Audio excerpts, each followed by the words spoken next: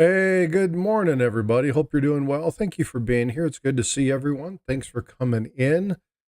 Hope everybody is having a good Sunday morning. As you can see up above me, I have Eric and Paula. Eric and Paula are in the room. Thank you so much for coming in today. I appreciate you two. Of course. So Thank you. Hi, everybody. You're very Good morning. welcome. today is Sunday Chit Chat. We're going to do what we always do. I'm going to have Paula go over one of the discussion points that we had the other day regarding a coin that was shown that ended up being a dryer coin. I'm going to have her show a little bit about that, talk about that coin, and talk about what it is, the general process, what it means. So we are going to talk about that today. I had a couple people want clarification on that. She sent me some great information. I'm just going to let her walk through it. She's way better at it than I am. I also have this lady here, and she's going to be doing something for us, and that's going to be Bifrost. So, Bifrost, if you'll do me a favor and wave and say howdy, I'm going to take myself off of the screen real quick and put her up here. So she is going to do, there she is. All right, she's going to do a drawing for people this morning. So I'm going to go ahead and do a little giveaway just as a kind of a thank you for the support for you all. I'm going to actually draw two names. I'm going to put one in the landscape and one in the portrait. Now, for those of you who aren't aware of this, when I do this, it doesn't matter what side it comes on. You can be a winner on either side. It pulls from the same name or from the same pool of subscribers. All right. So Jackalope Herdmaster and Eric Matthey, those are the two winners. So we're going to go ahead and we're going to draw a couple characters. She has a random number or a random character generator. She's going to click it. Whatever pulls up is what she's going to draw. And we'll go ahead and get those out. So both of you, if you see this, please reach out to me. Let me know. Jackalope's in the house. Jackalope, send me an email, claim it. Eric is there. Eric, you can reach out, claim it as well. Send me emails. Again, you can find the response to that by doing this number right here, which is !email. That will pull up my information and you'll be able to see that. So, again, you guys are going to kind of just be surprised at what you'll see. You'll see her draw something here, and whatever it is that she draws, I'll be sending off. Okay? All right. Well, let's get to it. All on you. Fire. Okay. All righty. So, hi. How you guys doing? So, what have you guys been up to, Paula? Eric, how you been? Just been attributing coins. I've been great, though. I'm good. Doing nothing. So I Living want the to pull dream. something.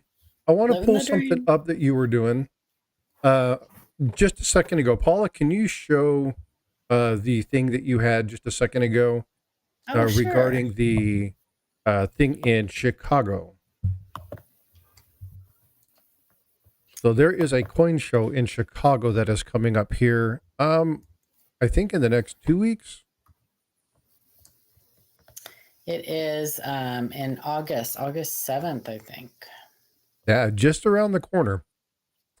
So Yeah, the if you World's guys are going to Fair be at the Money. World's Fair of Coins or the American Numismatic World's Fair Money. Association's event, they're going to be giving a free commemorative coin. Now, the cool thing about actually, you know what? I'll let Paula talk about this.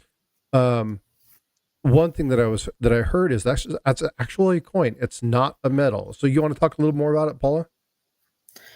Yeah, sure. So this, like Frostbyte said, this is an actual commemorative coin made specifically for the Chicago ANA this year. It's the first ever denominated legal tender coin issued, and it says right here, ANA and Minted Assets is proud to present the first ever decimal denominated legal tender coin issued to celebrate the Chicago World's Fair of Money.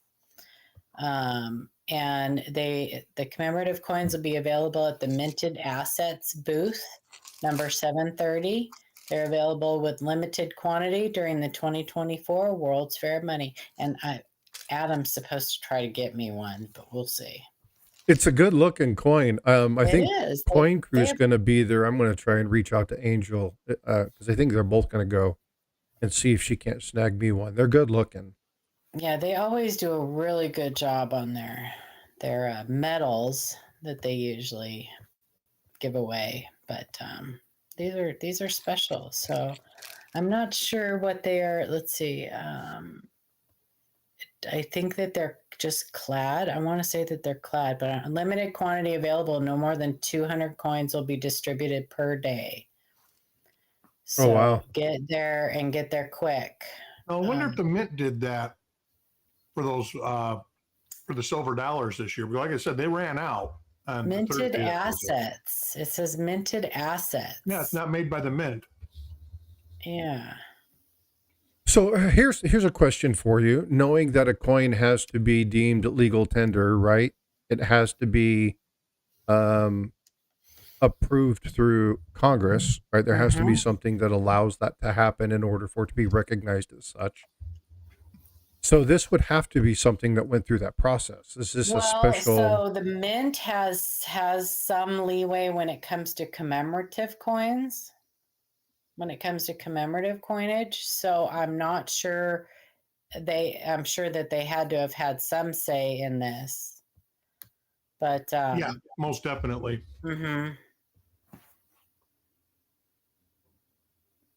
Yeah, so they don't with commemorative coinage, and I could be completely wrong, but I believe that I read that with commemorative coinage that a lot of that is left up to the mint director. She has kind of And I like her. She goes out and mingles amongst the crowds when because she was at the fun show. And she'll take pictures with you, all that. So where the mint director before her was not so happy. Yeah.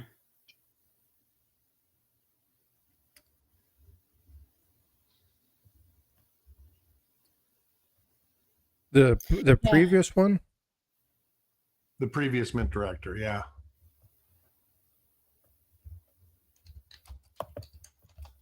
He didn't last long anyway. Hey, so Jackalope, I just got this. Holy smokes. Tiger just did $20 super jack. Wow. Super chat. Hey, it's a Bifrost super chat. You go, girl. Thanks, Tiger. Appreciate you. And then Chris G is a member for 5 months. Thanks for being a member. Tiger just gifted 5 memberships. Oh, check this out, Paula. You got a gifted membership. James Schultz, coin and card hobbyist. Oh man, check this out. All we need is one more from Lifecoin Q&A. We got the trifecta. Oh, I did, and mine just expired. Look at that. You got renewed. Just ran out. James Schultz, coin and card hobbyist, Ink Man, and Steve looking for silver. Outstanding. Thanks, Tiger. I appreciate you, bud. That's awesome. Thanks, Tiger. That's awesome of you, brother. I definitely appreciate you. And sorry, last night I didn't get to go. Jackalope, I just got your message, and no, I'll need your address. These are going to be hand drawn. These are not what we're doing. We were going to do a live stream, and I looked at Bifrost last night. It was like, look, I've been up basically for 40 hours. I'm going to bed. And she's like, that's fine. So we didn't do the other one. We'll do another live stream. We might do it tonight. She's got to go to work. So when she comes back from work, we'll probably do something small, do a quick little live stream. That's the one where we're going to be doing the digital mashups. These are just going to be drawings. So you can see that she's got Woody Woodpecker here. And then I don't know who she's drawing next. We'll have to see. It's going to be random generated. But yeah, I will need both your guys' addresses because these will be going out via mail. So cool. Yeah. She's like, no, Dad, I'd rather draw the mashups. It's too hard for her to do because the mashup she does electronically. And those are really freaking cool. She's done some funny ones.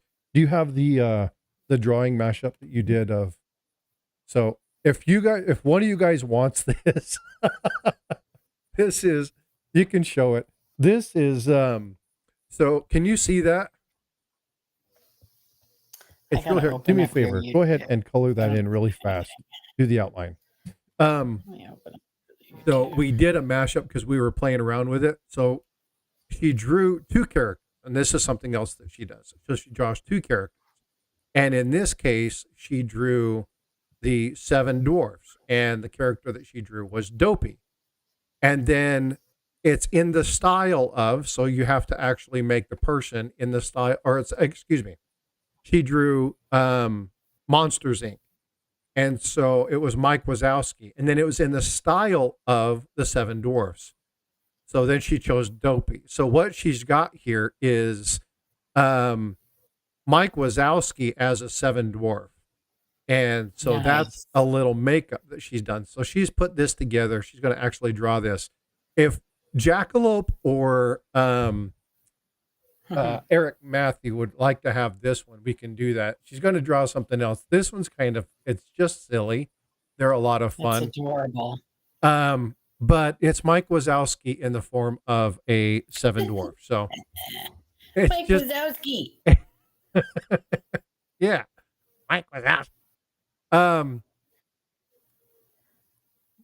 Put that thing back where it came from, or so help me. Okay, so I'm sending this to Eric. Okay, this is going to Eric. He had that line. Yeah, he knows exactly what that. Send that thing back where it came from. Oh, so help me. Boom, boom, boom, boom. So help me. So help me.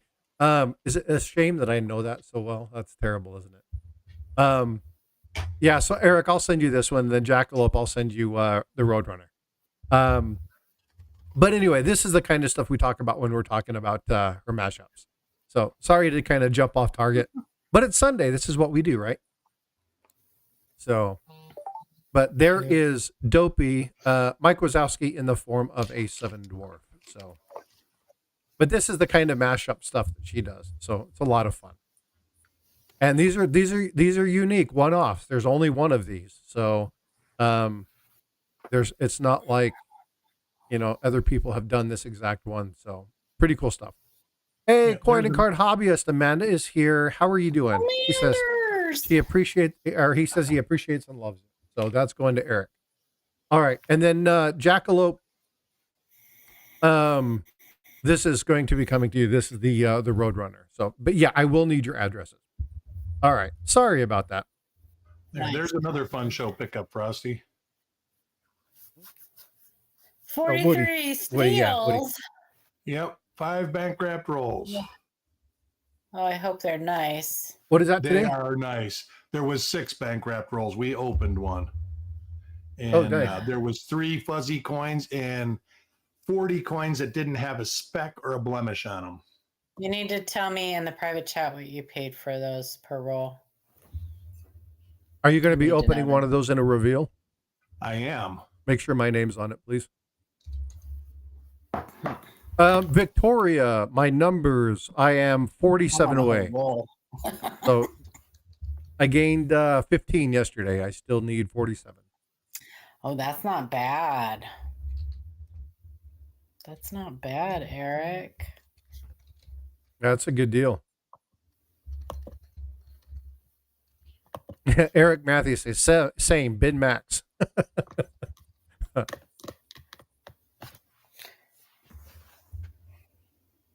No, I thought it was a good deal. And somebody brought them and looked for me to sell them to me, which was really cool. Nice.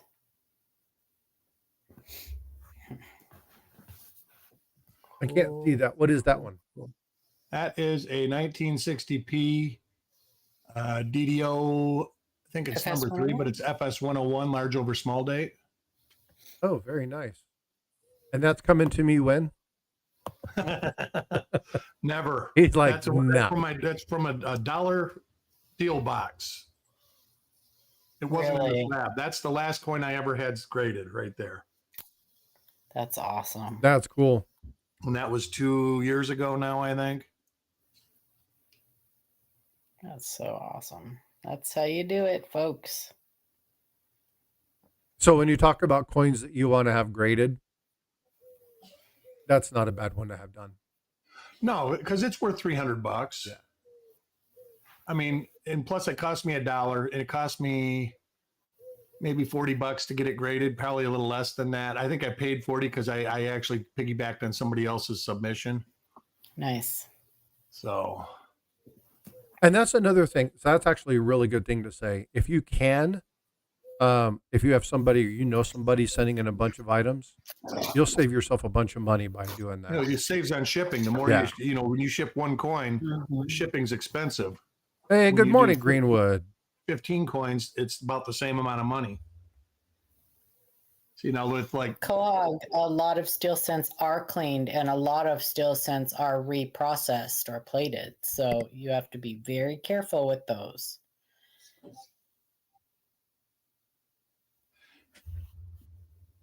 Sorry, go ahead. I interrupted you because I have a bad habit of that.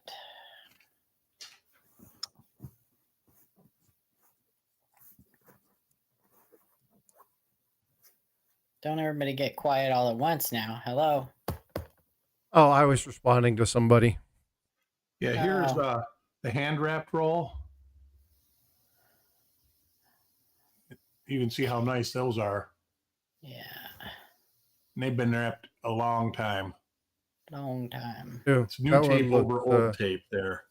That one looks like it's had bitter days. Oh, it has. That's why the end is all scarred up. But take a couple of these out.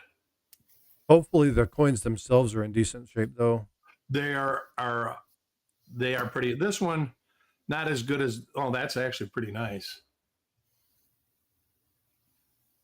Like the second coin in, I says a lot about how that person stored them.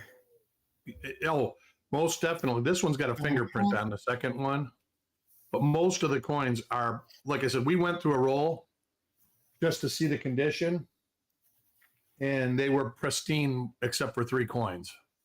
1 coin was excessively corroded. Yeah. It got spit on. There was at least 40 coins that didn't have 1 white speck on them at all. It got that Haktua. That's right. That's right. My daughter just looked at the screen and was like, what? Yes, ma'am. Like, no. Listen, they are not gentle with coins at the U.S. Mint. It is, you will find coins with fingerprints and stuff. Yeah. Because... And then at the bank, when they put them in, or if they're rolled at a bank, they put them through a rolling machine. There's a guy with sweaty arms pushing that stuff through the hopper. Yep. Hey, Tiny's here. Hey, what's going on, Tiny? How you been? Yeah, don't drop the coin. Don't do this. Don't do that. Those coins are shot around like bullets. Yep. Hey, 8 months membership, Jackalope Herdmaster. Eric, how long before a 43D reveal? I don't have a 43D roll that I feel comfortable doing a reveal on. I've got one, but it's a little cheesy and it's not worth doing it. Cheesy as in the coins are jacked corroded. up? It's got that white crust on it. Oh, gotcha. On the steel sense. Typically that means that it's reprocessed, Quahog. You don't want to see that blue. The best way to tell, in my opinion, is look at the rim. If the rim is just like gray, they're not reprocessed because they did not plate the rims. Nope, the edge. Yeah, look at the edge, because when they did during the blanking process, when they blanked out those metal discs before they went into the upsetting mill, those sheets of metal came already plated. So I'm not talking about replating. I'm talking about the original plating. The sheets of metal that the discs were blanked out of were already plated. So on the edge, that was the problem with them. So on the edge, there won't be any plating. It'll be just kind of like a gunmetal gray and kind of drab, like dull. Because it'll just be the steel. You'll see the steel. Oops. As opposed to the zinc. Matter of fact, I'm going to open this roll up and put it in a tube.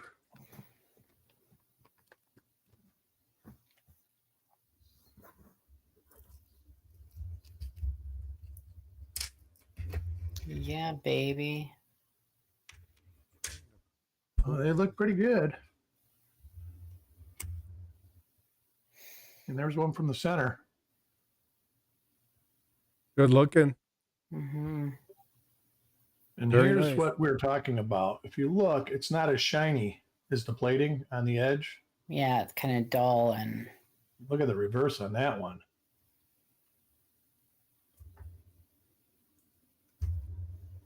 Why is that not coming up? That's really strange. there's always something.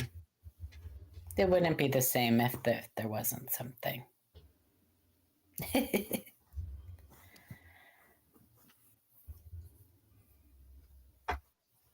How's it going, Tiny?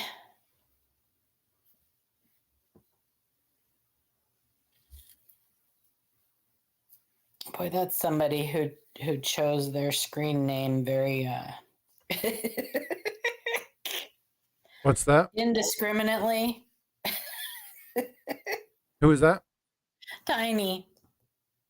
He's not so tiny. Tiny's a good guy. He is a good guy.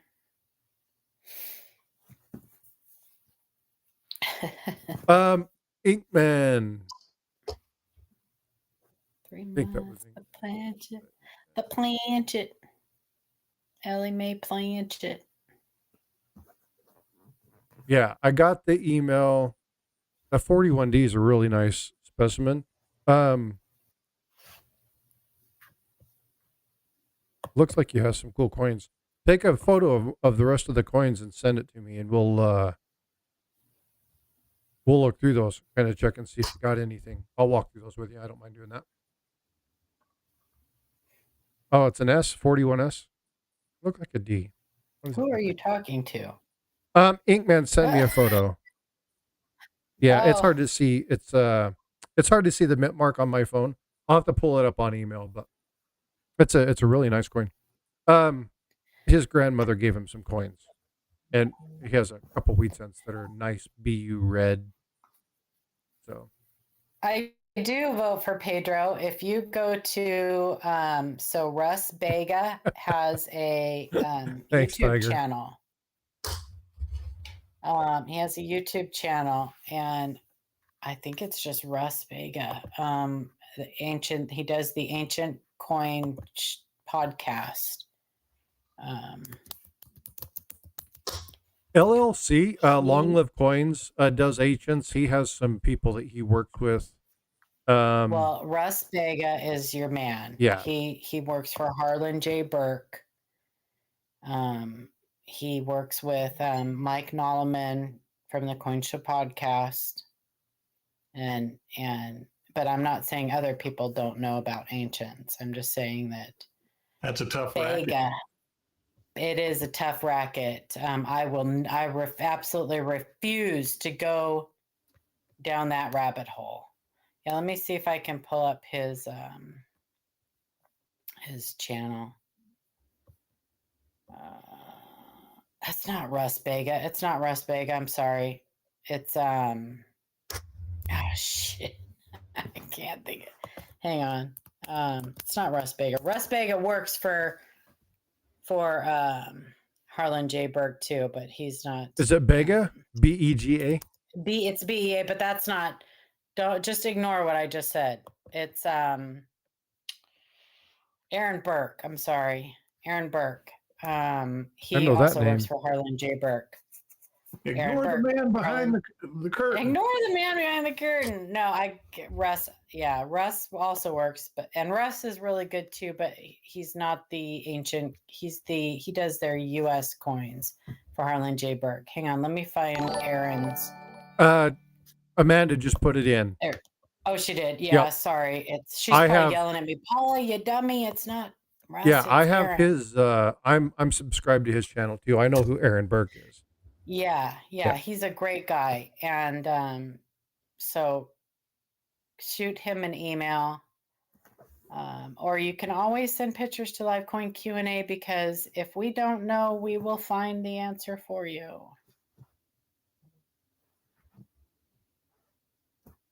And the amount of users that and folks. So if you're looking for his site, this is what it's going to appear as.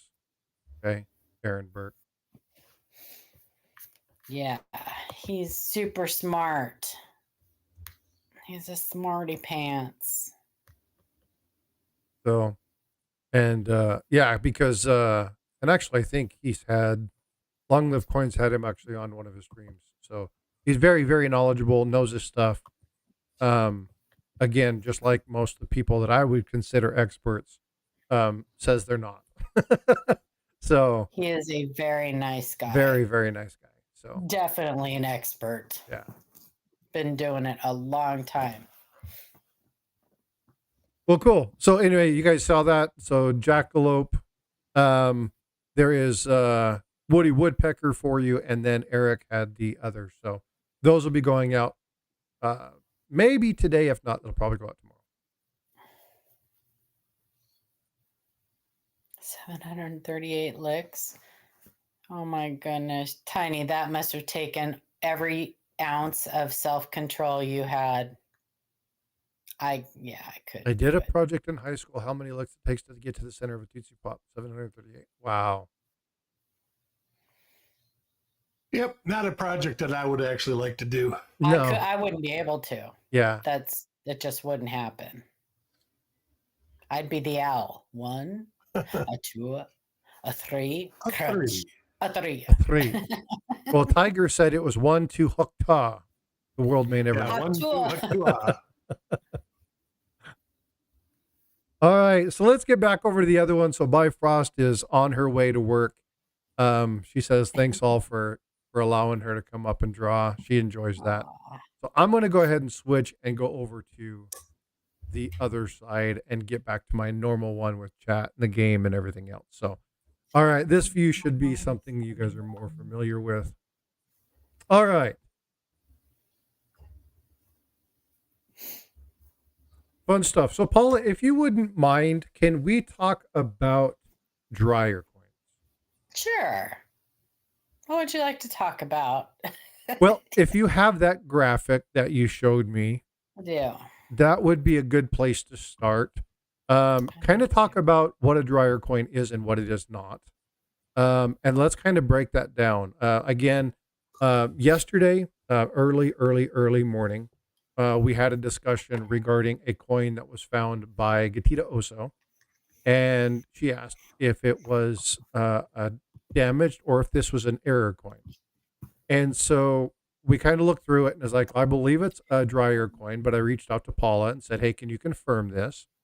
And she came back and said yes, and then sent Gatita some information. And the information that she sent Gatita was really good. And I thought that it was important that we shared that because it's important that you guys understand the difference between variety and error and, understand what damage really looks like. So, Paula, So if you do can you just kind of have go over her that, that'd be coin? great. Do you have her coin that you can show? Or I do. I'll no? pull that up in email while you're talking about it. Okay. So dryer coin is really just kind of a catch-all term for any coin that has been stuck in a rotational device. The actual dryer coins have a very specific look because it's the rotation and the heat combined. So this first coin that you're looking at, the nickel there, is an actual dryer coin. You can see how the metal has kind of been rolled up on itself. But the first thing I notice is that it has an intact design rim. Just like this one here, this nickel also. This nickel probably, I'm not sure if it was in, so they can be in washers or dryers, but it has a design rim. So we know it was struck inside the collar. I'm going to pull up a quarter. Now this is an actual dryer coin to this dime, and you'll see how the rim has been rolled up on itself. So if he pulls up that quarter, I'm gonna scroll down to one that was similar to hers. Here we go. So this is one that's similar to hers. So you notice that there is a design rim. So like I said, we know that it was struck inside the collar because the collar and the die the rim gutter on the die and then the collar are what forms the design rim. And down, if you scroll down, you'll notice that there's no reading on the quarter. Now, quarter die setups have an obverse die, a reverse die, and a collar die. And the collar die has the reading on it and, already carved into it. So the reading is imparted on the coin by pressure between the obverse and the reverse die, expanding that metal out, and then the collar die forms the reading on the edge of the coin. So this, whenever you see this with a design rim, you know that it 100% it's damaged. The reading has been worn off. There doesn't have to be any damage to the face of the coin. It's all on the edge of the coin for it to be damaged. So yeah, and her coin had, so the only way that a coin can be struck outside of the collar without a retaining collar is if it is a broad struck or off center. Somehow it is struck outside of that retaining collar. Otherwise, there is no way for a coin to be struck without a collar. Like I said, unless it's broad struck, it's struck outside the retaining collar. And even then the collar is present, it's just not engaged. And also, like you said earlier, it's important that it can be any rotational device. It can be the coin count. Yes. Yep. It can be vending machines, video games. We see like they call them casino coins, $50 that have no reading. The reading has just been worn off from years of being put back into casino or back into slot machines over and over and over. So it's just a generalized term. So keep that in mind when you're, they don't say it's a dryer coin, it's a washer coin, it's a this coin. Right. They just fall under the same umbrella always. Here's that. Here's that coin. Catch-all term. Okay, let me see. This is the one that Gatita sent.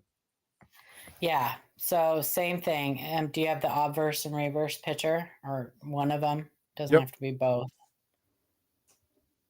These are hard to see. And you can even in this picture, you can see that the reading was there at one point. You can see just. It's hard. These are kind of dark, yeah, so it's hard to see. That's okay. It's okay. The obverse photo shows the design rim real well. You're welcome. There you go. So there's a design rim. So we know this was struck inside the collar. It's not broad struck. There's a design rim present. Which is that little, in case you guys are going, well, okay, what's a design rim? It's exactly where his pointer was at. It's that little lip around the coin there. That's the design rim. There's two rims. There's a proto rim and a design rim. And you can actually, this one's it actually shows a bit of the proto rim there too. The proto rim is formed by the upsetting mill. And what that does is it shrinks down the diameter of the coin and it makes it so that it will fit into the striking chamber. And it also helps with metal flow. It keeps the metal flow retained, I guess, or what your word would be you use. I don't know where Eric went. I'm here. Yeah, it keeps the metal. What are you talking about? Sorry, like spilling over, I guess. The proto rim. What the use of the proto rim is.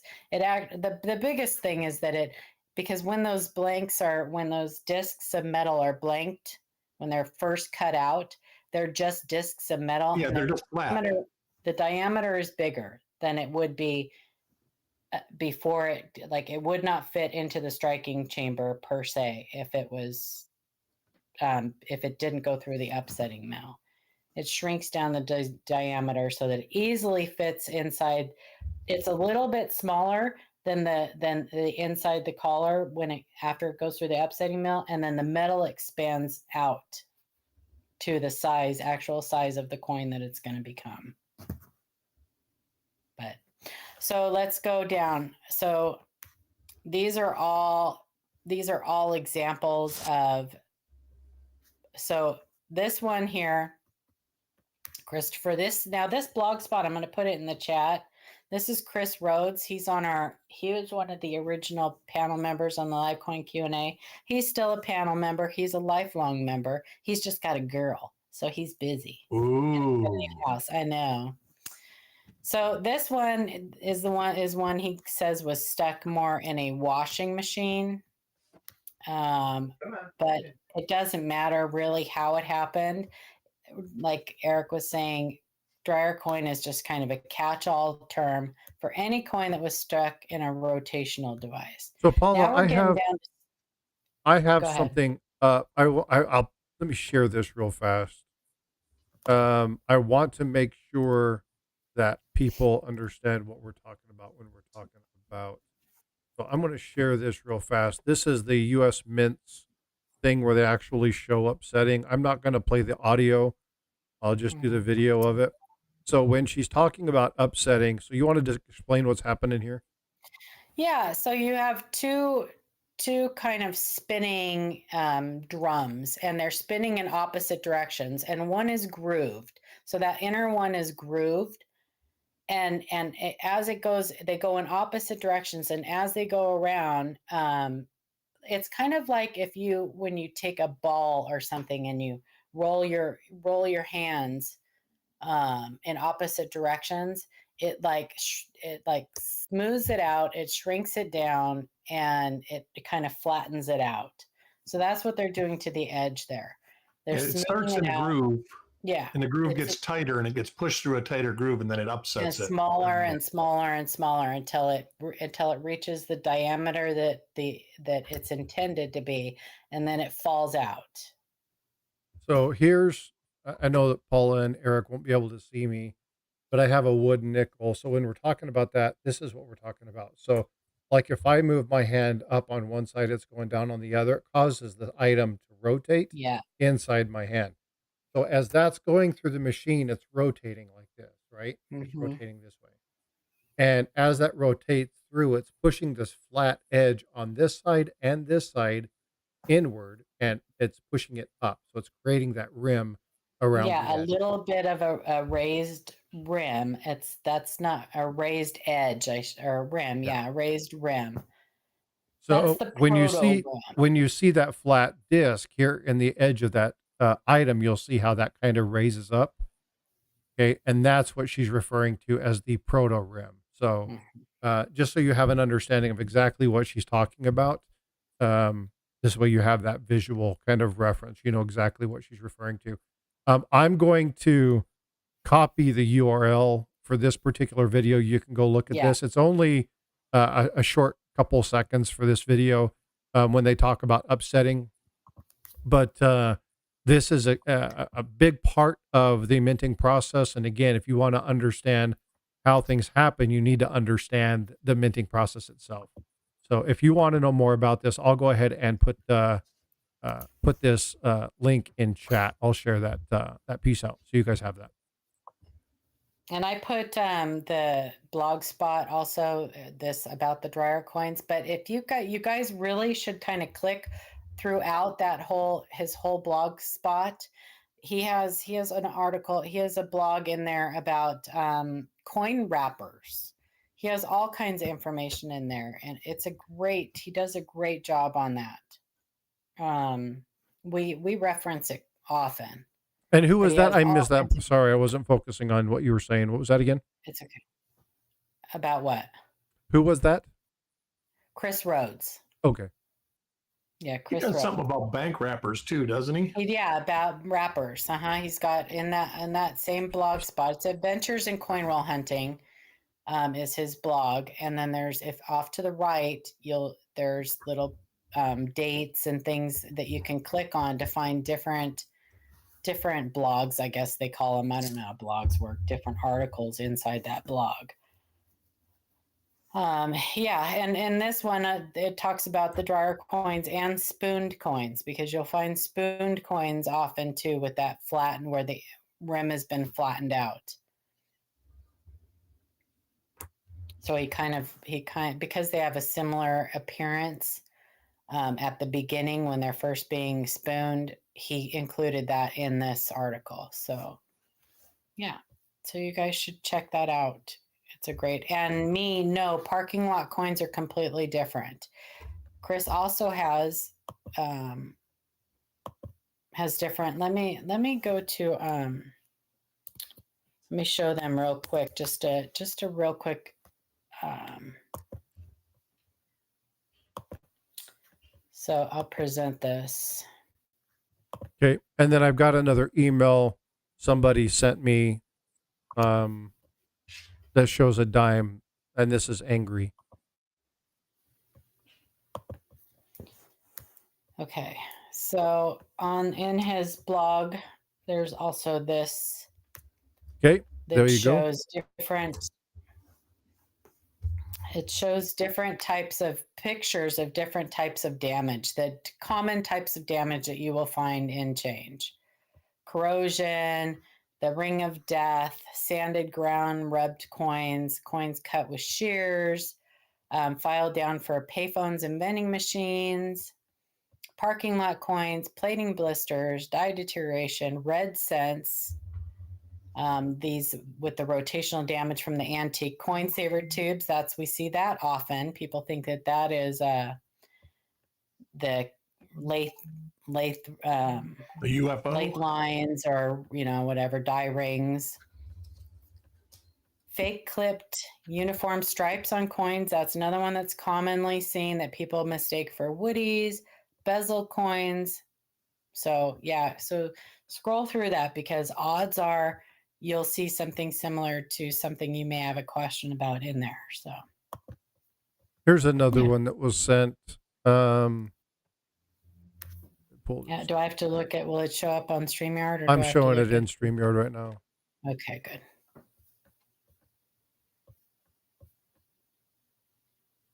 You see it? Mm-hmm. And then Yep, that's a dryer coin. Yep.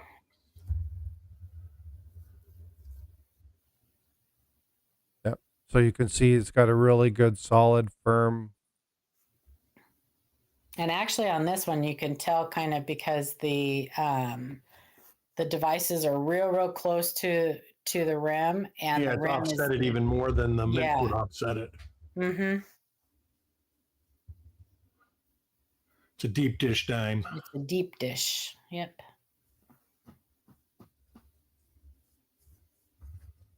God, I hope I just didn't add an eBay tag. Deep dish dime. One of a kind, deep dish dime. One of a kind, rare error, deep dish dime. Coach's Magic. So that's a good question. I'm assuming you're talking to something like the Black Beauty nickel. There's a couple different reasons for that. Paula and Eric, you want to talk a little bit about that? Some of it's annealing. It's all annealing. It's all annealing. Okay. Yep. Black Beauties are called, they used to call them sintered planchets, but they have since come to realize that there's actually no sintering that takes place. It's improper annealing of the planchets, and it causes the molecular structure of the actual metal to change, and the copper will start to migrate. And they can be really cool. And they can be. And the one way that you can tell if it is a true Black Beauty is that it will retain all of its original mint luster. Yep, and they're not common, but you can find them like 58 through 64. Mm-hmm. I have a really, really nice 1964 one. 59 are the most common. That it's extremely pretty. It's in a mint set holder, and it's gorgeous. I'd have to dig through it, but I'll see if I can find it. I did a short. If you guys go to my my channel and you go back to some like the original shorts, you'll see that it's a mint set. I kind of cruise along in the little what are the special mint set? 63, 66 to 66, 67, 68. 68. Yeah, and you'll see it's black as black can No, be, and it's got really beautiful luster on it. no, 65, 66, 67, Yeah. right? So I think it's the 65 then. 65, 66, But 67. it's absolutely gorgeous. I'll see if I can find it. I'll take some photos of it and post it on the community page, or maybe even do another short I on it. don't know. I don't know. Somebody but correct me. I think I'm wrong. I I thought it was 65, 66, I know 67. 66 and 67 are SMS. Yeah, 65, I'm 66, thinking 67, if I 65, remember 66, correctly. 67, yeah. Our SMS. So we, Yes. Yeah. yeah. Yeah, because 68, there's proof set. And we eventually on copper coins, we are going to post pictures of a 64 SMS Nice. because there are die markers that you can distinguish that all 40 or 50 coins have. Nice. So that way you can put, because that's not the second most, but that's in the top 5 emails that you get. Is I found this 1964 no P and it must be an SMS. Yeah. Back to the nickels real quick. So the term Black Beauty, I think that they reserve that for a couple years, but improper annealing can happen on any year. And it Right, can be absolutely. anywhere And from real dark gunmetal gray to like copper color. there are a few, I've seen anywhere a few in with between. they call black beauties in the 70s that are real nice, but they're few and far between. Yeah. Yeah. And they're a real dark gunmetal gray, pretty shiny, like they're real. Yeah. They're real pretty. So AZ Coins says he has 2 dimes with a raised smooth edge, just like you described. You've confirmed what that is, so thank you. Yep. No problem. That will always be a dryer coin. If it is not broad struck and it has no reading, it will always be a dryer coin. And again, this is what I like about Sundays. You guys pose your questions and ask. Inkman does ask a question, and I missed this earlier, and I wanted to go back to it. What would cause a nickel to turn dark brown? It was in the same bag as some wheat cents with several nickels that turned a dark brown. I get coins tarnished tone, but I've never seen a nickel turn that dark. Well, a nickel is mostly copper. Copper, yep. So anything, especially if it's in with pennies that are toning and have a lot of gunk on them, that is usually from sulfur. So there's something that's oxidizing the sulfur. That would be what I would say is turning the nickels brown. Yep. Nickels can get all kinds. They can get deep purple, blue. Yep. Oh, they get really nice gunmetal blue and purple. Mm-hmm. Especially the proofs. If you put the proofs in your garage, oh my God, they turn purple. Yeah, the early 60s. Yeah. Good morning, Robert. How are you, sir? Hope you're doing well. But now I want to clarify one thing. When I say that 100% of the time when you find a reeded coin without reading that is not broad struck, it is a dryer coin. There's exceptions to that. And I almost don't want to talk about it. Yeah, but there rare are exceptions. where they are. Because everybody's going to have the exception. Well, where they're like, a dime struck on nickel planchet or because it is struck in the nickel chamber, I should say a nickel struck. I don't know. Anyway, there's exceptions. There are exceptions, but don't. Then think you got the about no that. edge lettering. I mean, that doesn't go through the rimmer. So yeah, if it has the intended design, and it's then 100% of the time it's a dryer coin. But remember, like Eric said, that's a catch-all term. At the end of the day, damage is damage. So don't rack your brain trying to figure out how a coin became damaged. As long as you know that whatever is going on with that coin could not happen during the minting process and it's damage is damage. I see arguments happen in Facebook about, no, it's not a dryer coin, it was spooned, or it's not a parking lot coin, it wasn't run over by a car, it was run over by a tractor. I mean, literally, I see arguments all the time going on about how damage occurred, how the damage to that coin occurred, which it's really a mute point because it doesn't matter. It's Damage, damaged. it doesn't matter. End of the day, it's damaged. Yeah, and I'll see things like people also say, but it happened at the mint. It doesn't matter. That does not make it a minting error. That's another one that people get confused about. Angry Warrior's got a pretty good question, and I really don't have a good answer for it. And I assume he's talking, it's a proof penny, so he's talking about a 68S. FS101 proof penny for grading. Should I take it out of the proof set before sending it in for grading? I would leave it in the proof set. They will send the rest of the coins back. Okay, I didn't know they did that or not. Yes, they will send the rest of the coin. They'll even, if you request it, send the plastic case from the but why break it out yourself and take a chance on damaging the coin? Let them do it for you. Good morning, Sorcerer Stan. How are you, sir? Hope you're doing well. Thank you. Yeah, they will send the rest of the coins back for you. Yeah, and I would say that I would echo that for any coin that's in any packaging, right? They have processes to make sure you don't want to crack that out and end up scratching the hell out of a nice coin. Well, I have seen that the grading services are actually grading the encapsulated Carson City hoard things now instead of breaking them out. They've been doing that for a while. Well, NGC would put a wrapper around it, and I think CAC put a wrapper, but somebody said that PCGS is starting to encapsulate them also. PCGS encapsulates the whole thing. I think that's kind of silly, but I like that. I like the way NGC and CAC grading do with the tape. Yeah, I like that. But yeah, PCGS will put it in its own holder, like a huge big GSA. They'll do it with Ikes too. Yeah. Yep. Well, they've done the same thing with the Lincoln since they would crack 2009. Just say they were Carson City GSA coins on the holder. So yeah, I'm not sure if you have to pay for them to send the other coins back or not. It probably, because you probably do have to pay a fee for them to crack it out. But I don't. It seems like I remember it's only like $5 or $10 or something. And I think that they do request that you send flips for them to put the other coins back into.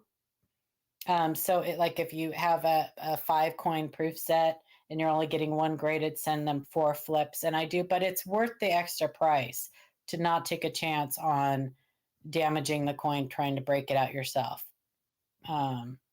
Even though it's pretty easy to break those open, you just a little bit of pressure on the edges, opposite pressure, you're still taking a chance. But the 76s are ridiculously hard to get out of the.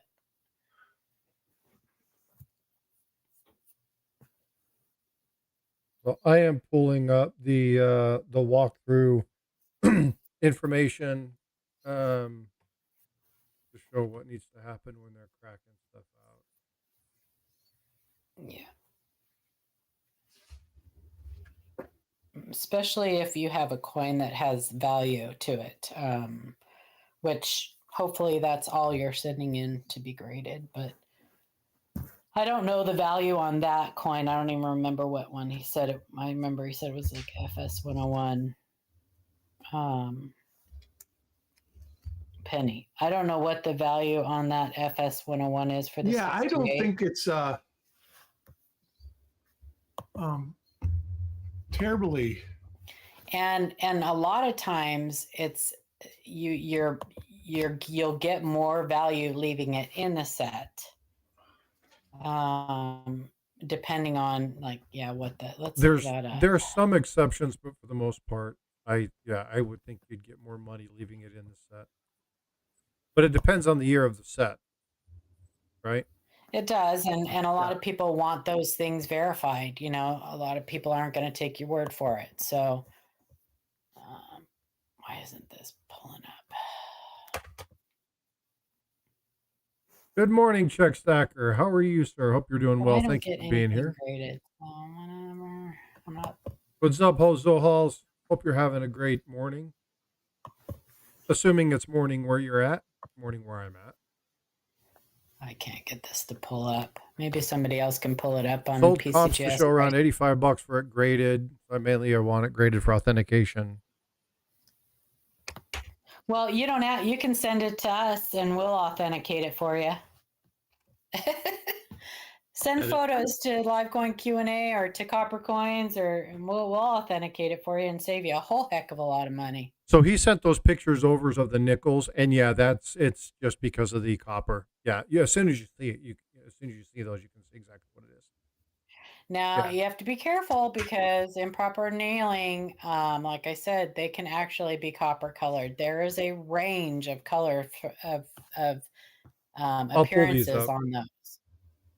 Yeah, I'll pull these There's up. a You'll range see. of color. You'll see what I'm talking about. You can even find them where the copper has migrated to the surface and looks like it's going to flake off. And those are really cool looking. So here, I'll show you what I'm talking about, though.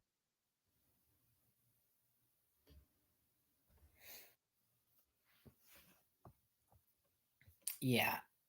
Here's another thing with those, they won't even attribute them if they are not mint state. You mean the Black Beauties? Yeah. Yeah. They won't even give you the designation if the coin is not mint state. Robert, you're on the portrait side. If you want to be on the other side, the landscape side, up at the top, there's a link that you can click on. It's pinned up at the top. You can click on it, come to the other side. I'm seeing it because I see everybody's. Doesn't matter which side. But if you want to say hi to everybody else, then you can click on that, and it'll take you to the other side, and you'll be able to do that. So, because there's people in both sides, but most of the people are in the landscape side. If you only want it for authentication, yeah, that's send it to Frosty. We'll authenticate it here. Right. Yeah, if you want it in a holder by itself, whatever you want to do. Send it to Annex if you want it in a holder by itself. But I wouldn't. I would leave it in there. Yeah, and if you want to send the photo, send the photo. Take a good photo. Make sure that the light isn't reflecting over the surface of the coins, the plastic. An issue right now. But yeah, you're more than welcome. Yeah, I want to look and see how easy that one is too. Yeah, Angry, fire it over to me. If you have pictures of it, fire it over to me and I'll show it right now. No problem, brother. Well, they need to be really, really good pictures. Yeah. Because I think that this one's not one of the easiest. DDO number 5. Say that one more time. It's DDO number 5. Yeah. Yeah, that's going to be a good picture of between the rim and the mint mark. There's a huge die scratch there. And then the next best picture would probably be In God We Trust. Yeah. Liberty, the eye's got a notch out of it. Yep. There's a little bit on the B. And a good picture of the date and mint mark. Yeah. And again, folks, if you're watching and you're not subscribed, I'm only 47 away from 4,000. Come on, folks, help me out. I was really pushing today to get to 4,000. I was going to give gold or platinum away, but it doesn't look like it's going to happen. So that's kind of a bummer. No, because you finally come back down to what we all struggle with. You went through a run there for a little bit. Yeah, well, and I explained what happened there. Now you're back to normal growth. Yeah. So the major reason, and I've lost a good majority of those. I've gained steady, but I'll go through, like, I'll lose 20 subs and then gain 10, and so I've jumped back and forth between 36 and 39 over the last month. Yeah, but you gained like 2,000 and I gained 1,800 in like 5 days. Yeah, well, 2 days. Yeah. Yeah. But I found out. I told you exactly what happened there, right? Yeah, I know that weird. Yeah. So money thing there's or a whatever. crypto software Crypto. and a game. They're both called Frostbyte. And I updated my channel logo information, renamed my channel Frostbyte Coins and Collectibles to Frostbyte Coins. Released the information the same day that the game released and updated information on how to attain coins in the game, and a cryptocurrency called Frostbyte, which is out of India, released a new software. So all these Frostbyte coin things dropped at the same time. So I gained tons and tons of subs, people thinking that I was another channel. And I've lost probably a third of those already. So I've gone up, gone down, gone up, gone down, gone up, gone down. But there were 2 instances that happened at the exact same time, and it blew my channel up. But it wasn't because of my channel; it was because of the name, just coincidence, all paired How together. does email So- work? You tried sending angry word. Tried sending pictures to the Livecoin Q&A. So make sure that you're not putting an and. So the email address is livecoinqa.com, not livecoinq&a. livecoinqa.com. So there's our email address, info@livecoinqa.com.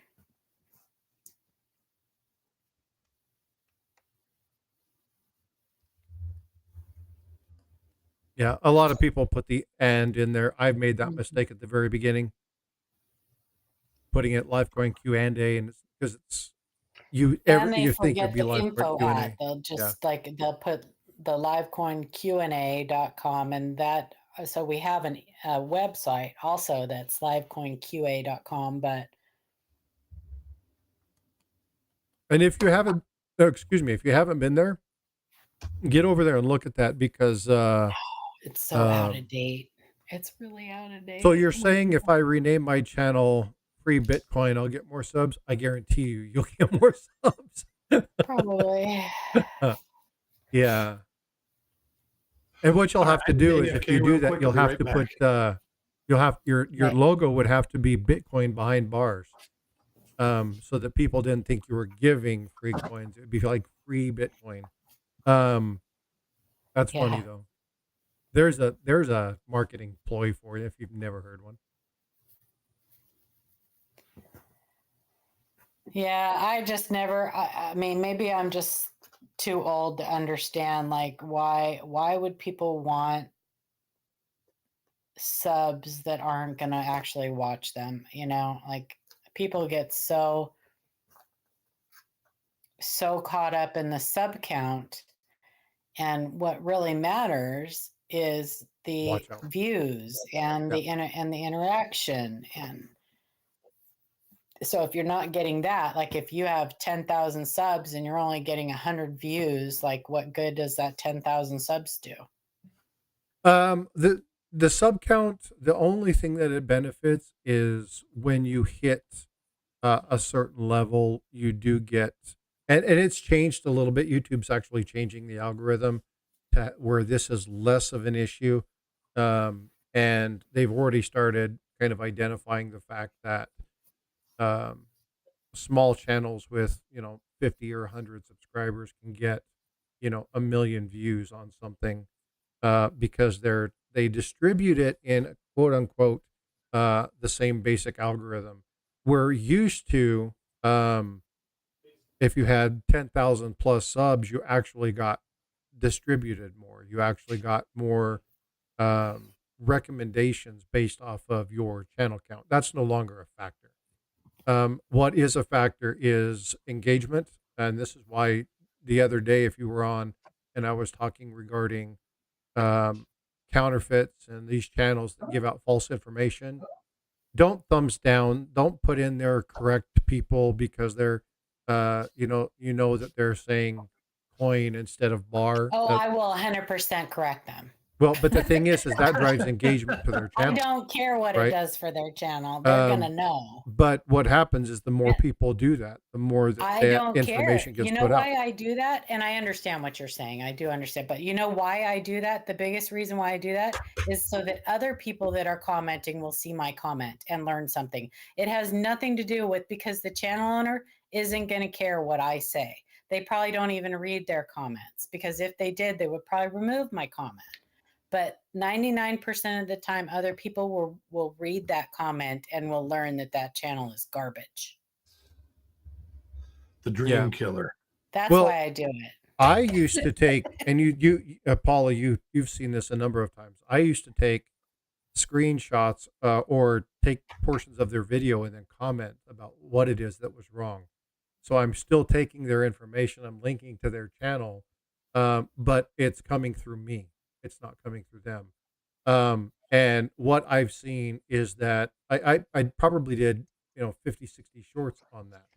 Every one of them has been pulled down. Permissions have changed. Things have been altered. The videos have been deleted because people don't like that. So as soon as they get recognized, as soon as they identify that, they're striking their channel. And so all that does is it removes one video, but then they make 5 or 6 more using AI.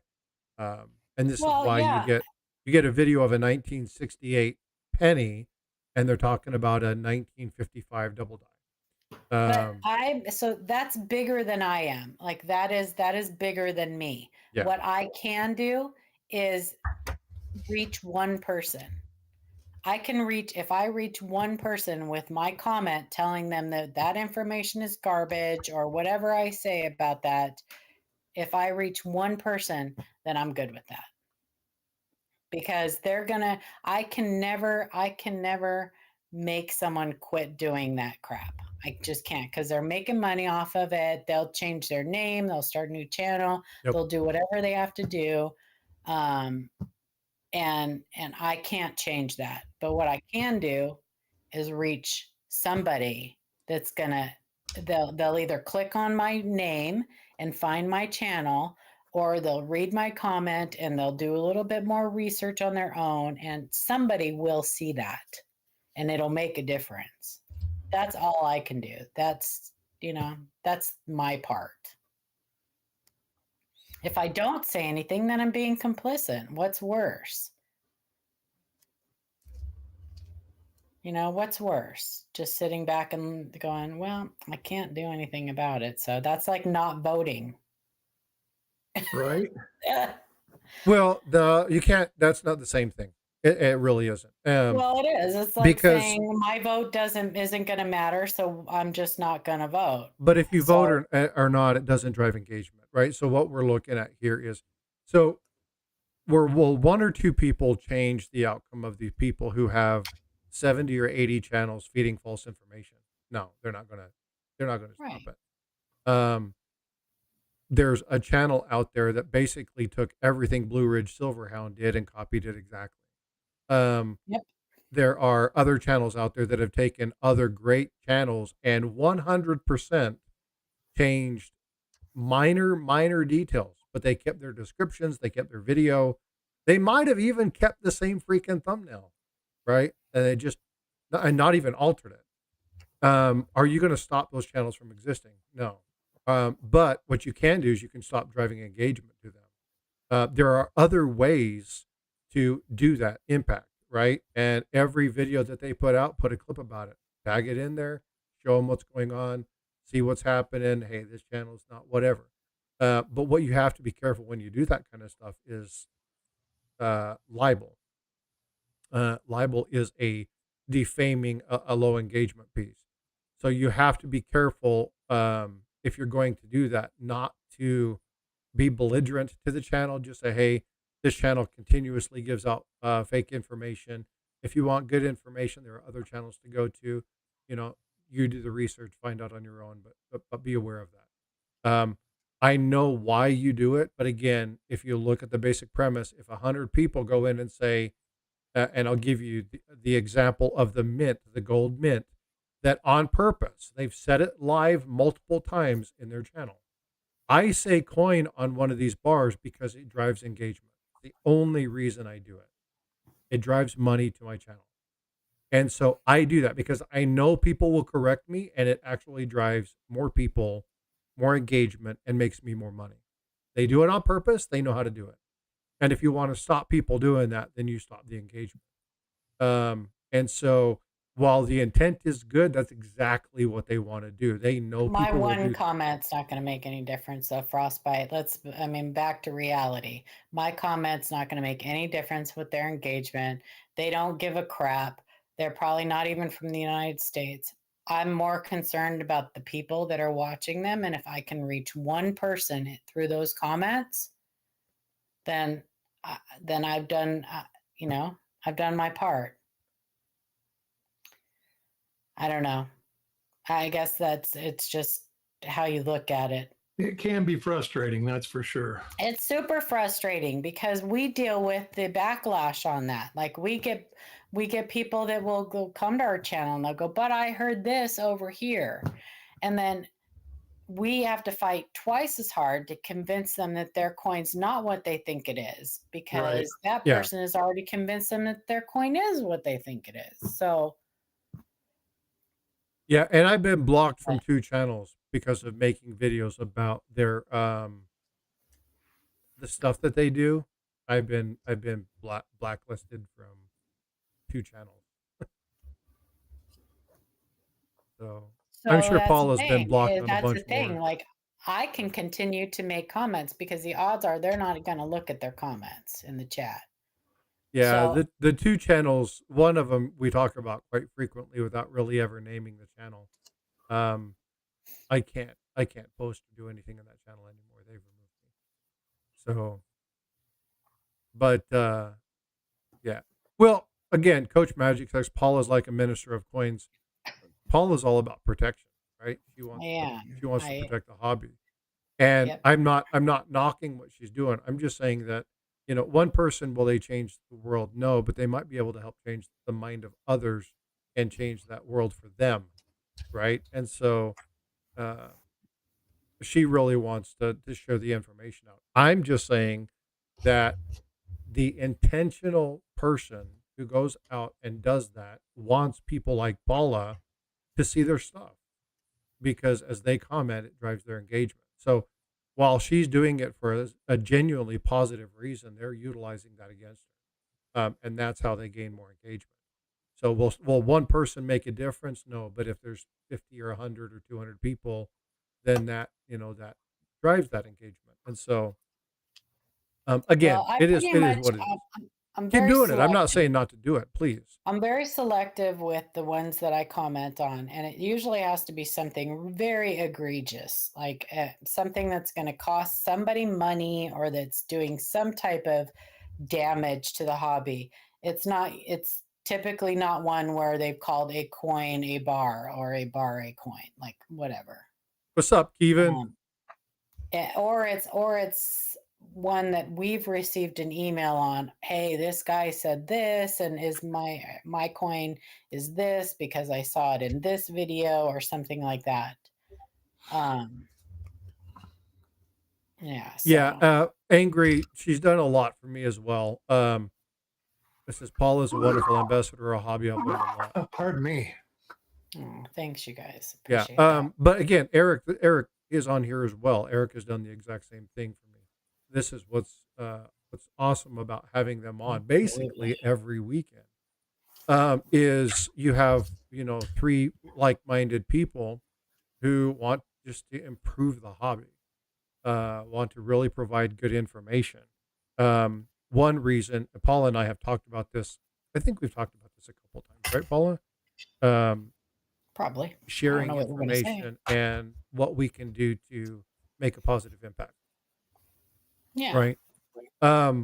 And so that's what I like. I really like Sundays for this particular reason. Chat driven. We ask a few questions. People come in, they show us stuff. I really like to do that. But again, here's the thing. I'm not degrading anything Paul is saying, right? I'm just indicating what the intent of the channel that does this is. And it's been quite clearly stated. Now, do you stop doing it? Well, again, if she wants to do it, she wants to do it. That's her prerogative. I've done it and been blocked from channels. So, I mean, in some cases I do, some cases I don't. But I will say this, by doing my videos and having people do that, they've removed a lot of videos. So we'll talk specifically of Coins of Rosie.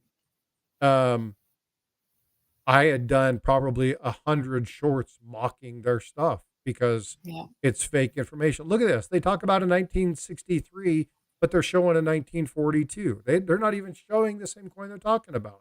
It's all AI. It's but again, so we talk about it. I laugh about it. I've done that with the baby silver and gold channel.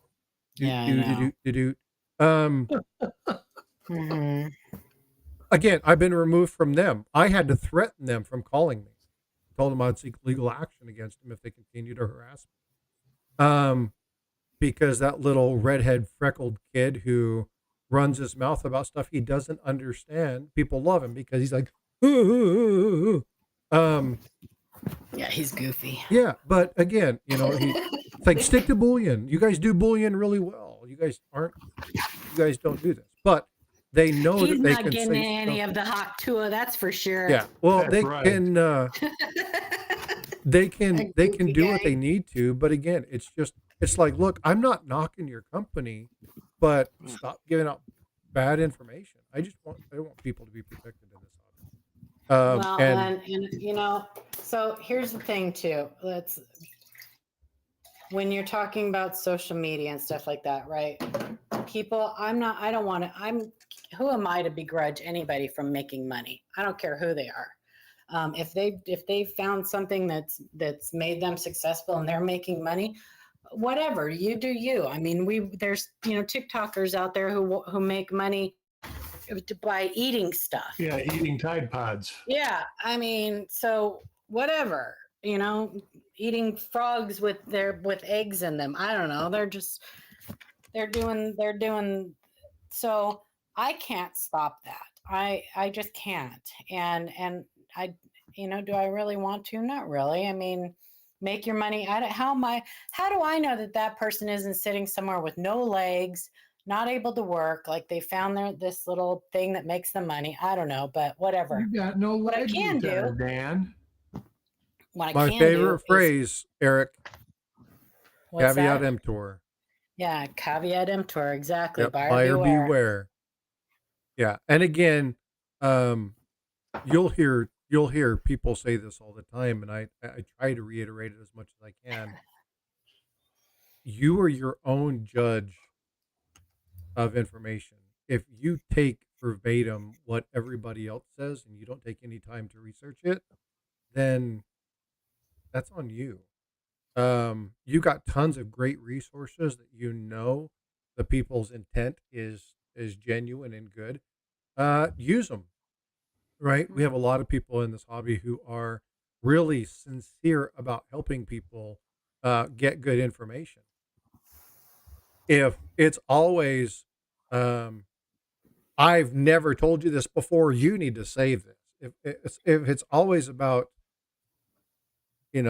go nowhere else. They never give you resources. They never tell you where they found it. They're always saying they discovered stuff. They're always saying, hey, this is something new. I've never talked about it. Make sure you save it on my channel. The term discovering something, you're probably wrong.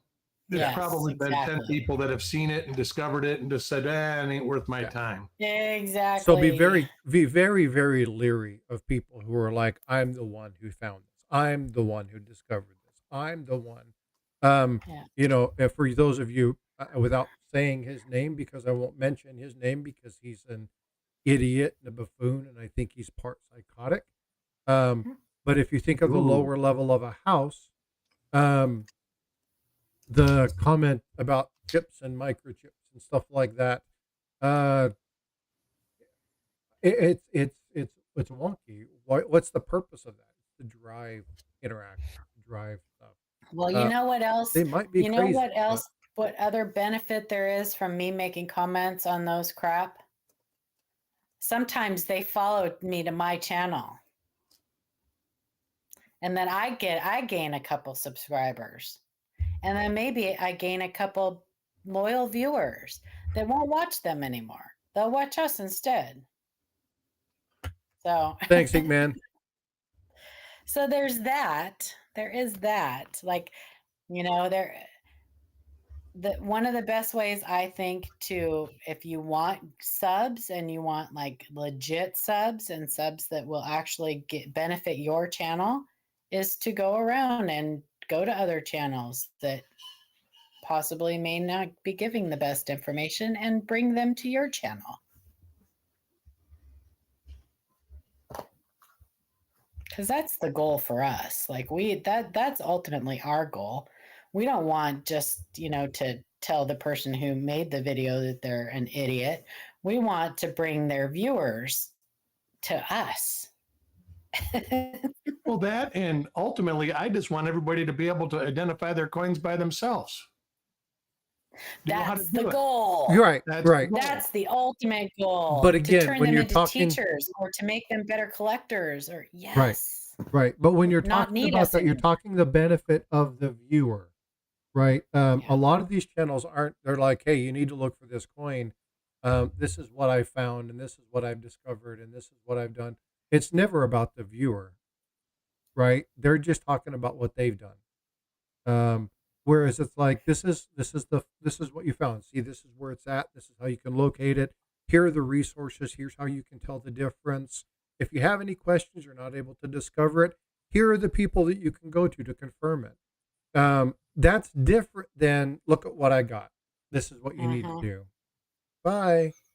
Right. Yep. And there is a certain channel that does a certain podcast that all they do the entire, or pretty much the entire time, is brag about what they have and what they know and who they know. And yeah. And that drives me crazy. What benefit are you doing your viewers by doing that? Yeah. Like, oh, look at me. Look at my certificates.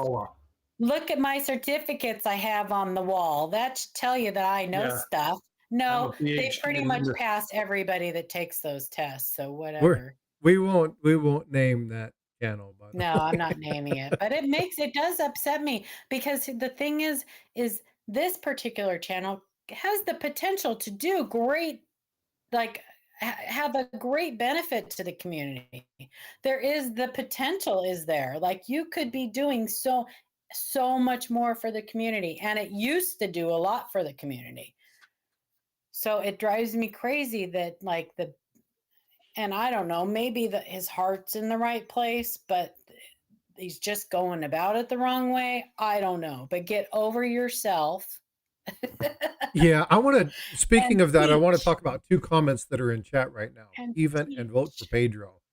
Kevin says, when inventing or applying for a patent, you're suggested to throw the first 100 ideas away. They've been done. Same applies to anything original. The vote for Pedro said on relation or in consertion to that, reminding me of taking philosophy classes in college and discovering that all of my original thoughts have been debated thousands of years ago. Humbling and eye-opening experience. Yeah, right. And the same thing with coins. Now, here's the thing. Self-discovery is a great thing, right? It leads to engagement. It leads to wisdom. It leads to knowledge. It leads to growth. So we're not knocking self-discovery of people. We're actually pushing that. And this is exactly what Eric said when he says, I want to teach people to learn how to do things on their own. Hey, Compton, good morning. How are you? Paula, and I talk about this whenever we're talking about NQs. Paula and I had a discussion, and one day we were talking about NQs and why something I said was right. Everything I said was right, but I said it wrong. And trying to understand what it was about that was wrong. And the one thing that she told me is, she's like, well, it's kind of like this. And I was like, I just don't understand it. So I kind of went through, and she said, I was like, oh, sound, right? Let's put it in something that I understand, physics and waves and ocean. And I was like, it's like a wave. Here's the up, here's the low. And she was like, yes, exactly. And the epiphany went off. That No, example's I been needed to used count. thousands of times. It was my discovery. And that Bye, discovery. Inkman. Have a great day. Yep. See you later, Inkman. That discovery forever etched that knowledge into my mind. So I don't want to discount an original idea to you, right? Just understand that your original idea doesn't make it the first time something's come up. When I was young, I had a really, really cool idea for one of these. This is an inhaler. My lungs are shot up and I require them. And I went to my doctor and I told him, I said, hey, I have a really good idea on how you can do this. And he goes, oh, yeah, they're called spacers. This is what you can do. You can use a toilet paper roll. It's been around for a long time. And I was really crushed. And he's like, no, this is great because you're thinking about better ways to better things. So don't ever knock what you believe to be an original idea. Expand on it. How can you make that better? There's that competition that happens every year on making a better mousetrap, right? It's a scientific tool that's utilized within engineering that gets people thinking outside the box, right? So think outside the box. Take time to do that. Don't dispel your ideas just because you find out somebody else did it. Look at what they did. Understand the purpose, the process behind what they did, and how can you make that better? If you identify a problem, don't just take the problem to them. Take the problem to them with some potential solution. Making a better mousetrap, it very rarely happens. Mm-hmm. Very rare. People overthink it and they over-engineer it, and Yep. It's not a better mousetrap. Yeah, Yep. and some of the best strategies. We do a what's it called when you get a group of people together? It's like an ice-breaking exercise to teach people about team leadership and engagement. And it is, we give them a bunch of straws, some cotton, some tape, and we tell them to build the highest tower that they can. And all they have straws, some tape, and a piece of string. And so you get these people and they're, putting stuff up and they're tying it from the ceiling and they're trying to dangle it, but it has to be self-supported. It has to be whatever. And they create these little things. And we put these great minds, these process improvement folks, these engineers, and then you have these kids that we bring their kids in because it's open for everybody, and their kids always win. They always develop something really easy, really simple that is 4 to 5 times taller than what the engineer. Occam's razor, baby. Yep. Occam's Scientists. razor. And so it is great to really understand simplicity is the best, right? But don't ever take something that you believe to be an original idea or something that's brand new to you. Look at it. Why does it work, right? Break it down to the simplest thing. Why does it work? And how can I make it easier? How can I make it more simple? Again, over-engineering, overthinking the process. Same thing happens when you're collecting coins. Looking at, hey, Sandbag, I see your, I invented batteries. I came to the realization pretty quickly. One thing It was funny because what I did. a lot people doing is instead of starting at the beginning and learning the minting process, which it doesn't have to take a real long time. For the purpose of whatever you're doing, you can learn just the real basics of the minting process. They spend 2 to 3 times longer off on their own, trying to work through how they think something may have happened, and they get stuck on that instead of had they learned the basics of the minting process, they would have understood from way sooner that either it can't happen through something that happened during the minting process, or this was where it happened and this is how it happened. The minting process is pretty basic. There's only a finite number of things that can happen during the minting process that can cause something to happen on your coin. Where damage, there's an infinite number of ways a coin can become damaged. Right. So it's much simpler to learn the minting process and be able to exclude things than to try to figure out, how or make things up as you go along. Am I making sense? Like what You I'm are. saying Yeah, makes no, perfect yeah, sense in exactly. my head. Yeah. You But- said that very eloquently. So save yourself a lot of time and just learn the basics. Learn, put your training wheels on and learn how to ride a bike that way. All right. I got AFK real quick. Drop more coins off with my wife. I didn't catch what you said, Eric. He's got to take more coins, drop his things off to his wife, and Oh, gotcha. smack her on the rear. Give her an atta girl. He's got a really cool wife. His wife's awesome. He has to have a cool wife. Oh, Yeah. she's great. Well, she puts up with him, so that tells you a lot. There you go. It's like my That says wife. it all. My wife puts up with me. You know she's a saint. Nobody puts up with me. Well, So there you have it. Paula, That explains You're- a lot. you're Right there. disagreeable. I am very Oh, disagreeable. Lord. I am. I got to tell you, when you said that before, and I'm not going to elaborate on Talk that. about the pot calling the kettle black, right? Right. When you said that, I was like, wow.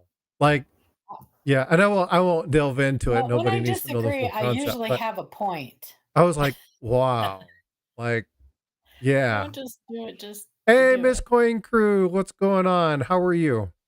Now, Hey, I Paula, will do me a favor. sometimes- Pull I that thing will back up, sometimes- that coin regarding the Chicago. I want her to see this. Okay.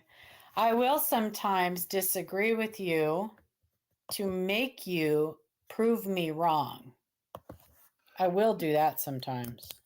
So I've said this Well, a number of that's times about that's a Paula. response of mine sometimes when somebody says, no, I Yes. know this and this and this. And I say, well, go ahead and prove me wrong then. Prove me wrong. I've said this about Paula a number of times because there are some people in this world who think Paula is argumentative because she is adamant about what she believes in. Here's this is the way I explain Paula to people. Paula, you can correct Oops. me if you think I'm off the box on this. Okay. Paula is firm in her belief. Firm in her belief. It doesn't matter if it's related to her belief in Christ, or if it's her love for our country, or her love for the numismatics and the protection of the people. She is firm in her belief, and she will stand by that because she is studied and she has worked really, really hard to understand the premise of her belief.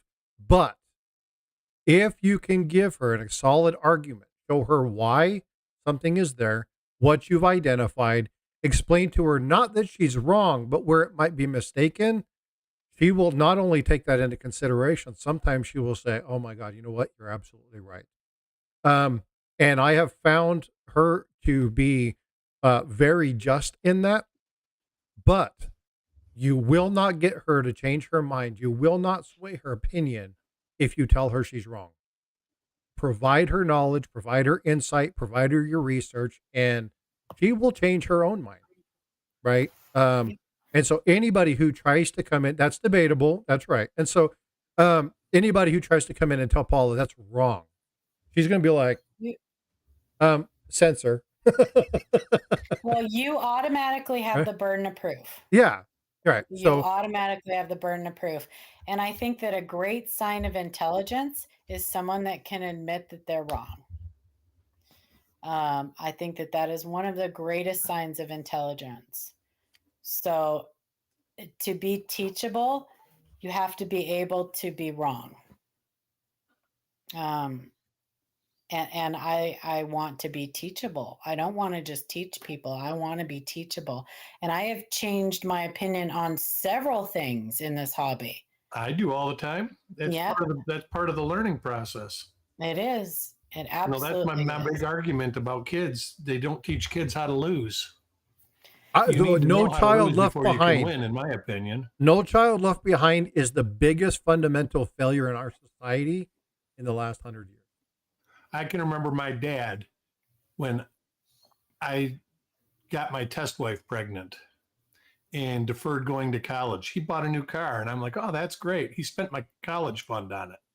And when There I you said, go. hey, I'm ready to go to college now, he looked at me and said, the world needs ditch diggers too. And there's nothing wrong with being a ditch digger. That's right.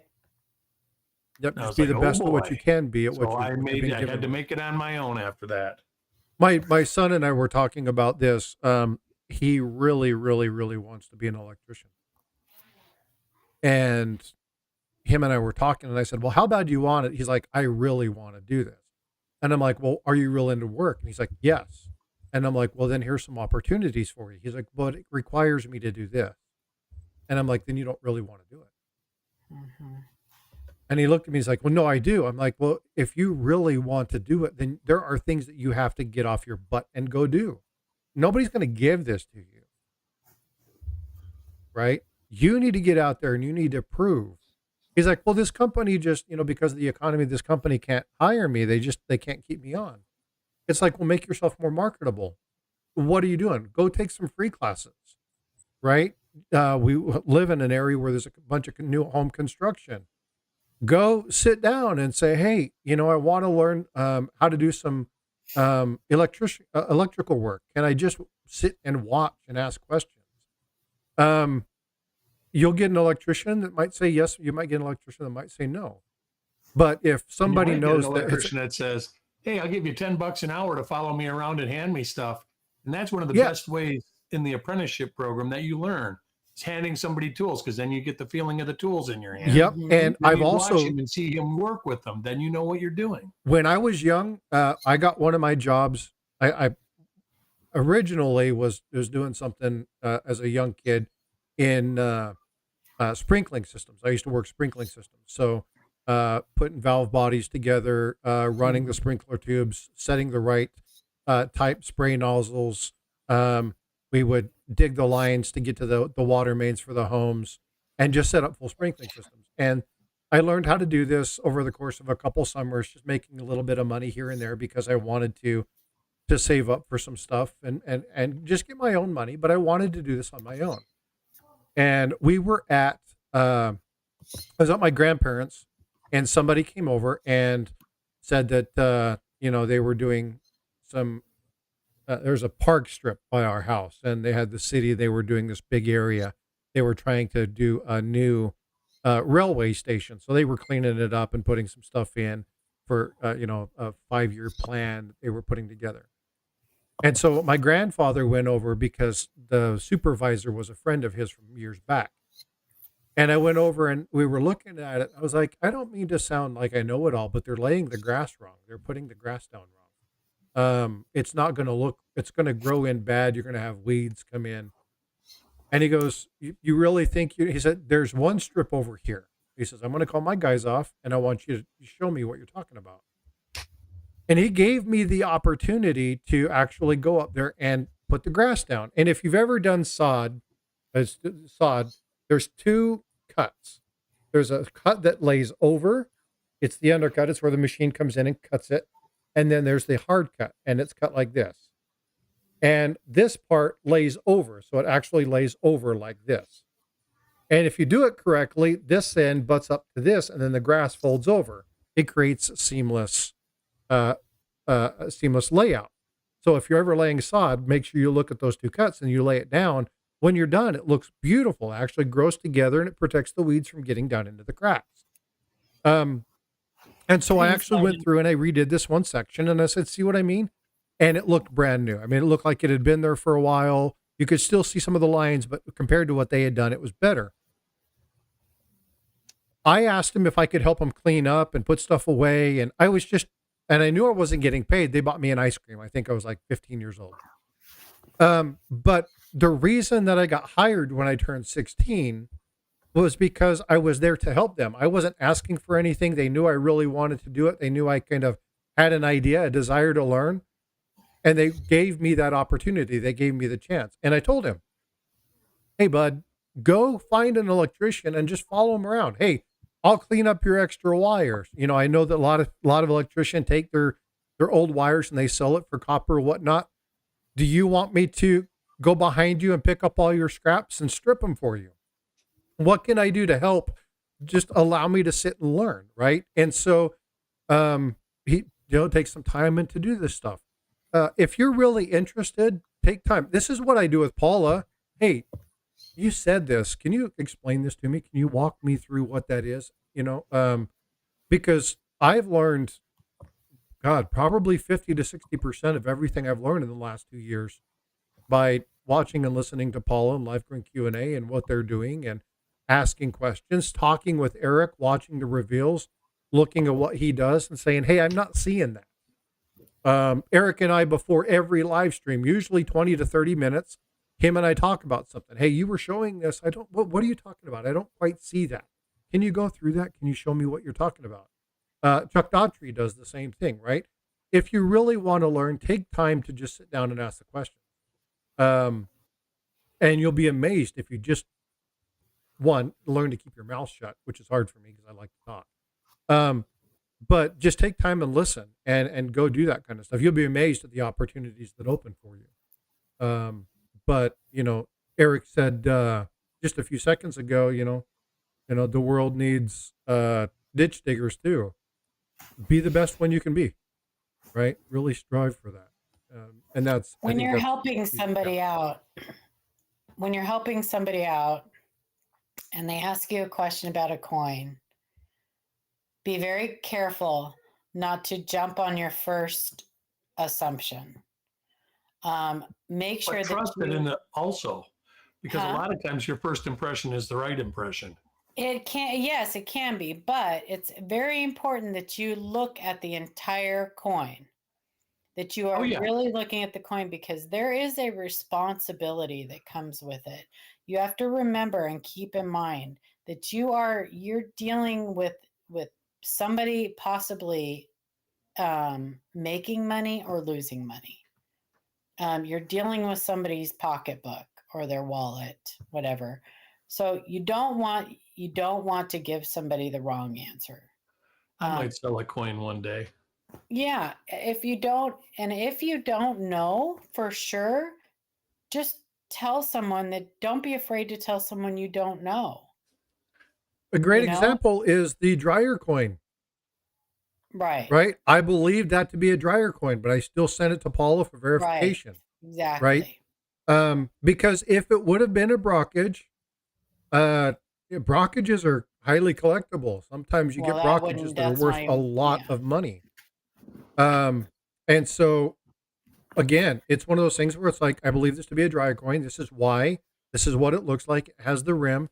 But again, I confirm it with Paula, send it off and make sure. And she's like, yep, that's why. And again, you got to be really careful when you're asserting yourself as being correct. One thing that Paula has done to me, she's actually called me on it on a stream. It's like, well, what would you call this? Well, I would say it's this. That's not what that is. And the reason it's not that is this. It's like, oh, I didn't know that. She goes, and that's why you don't say what you think it is, right? You just, let me get back with you. Let me validate and verify. And she's protected me from making an ass of myself quite a few times. Now I still have a tendency of making an ass of myself. It's just, I'm gifted that way. But aren't we all really? Yeah. But I mean, I really have, learned that it's okay to ask, right? People will respect you a whole hell of a lot more.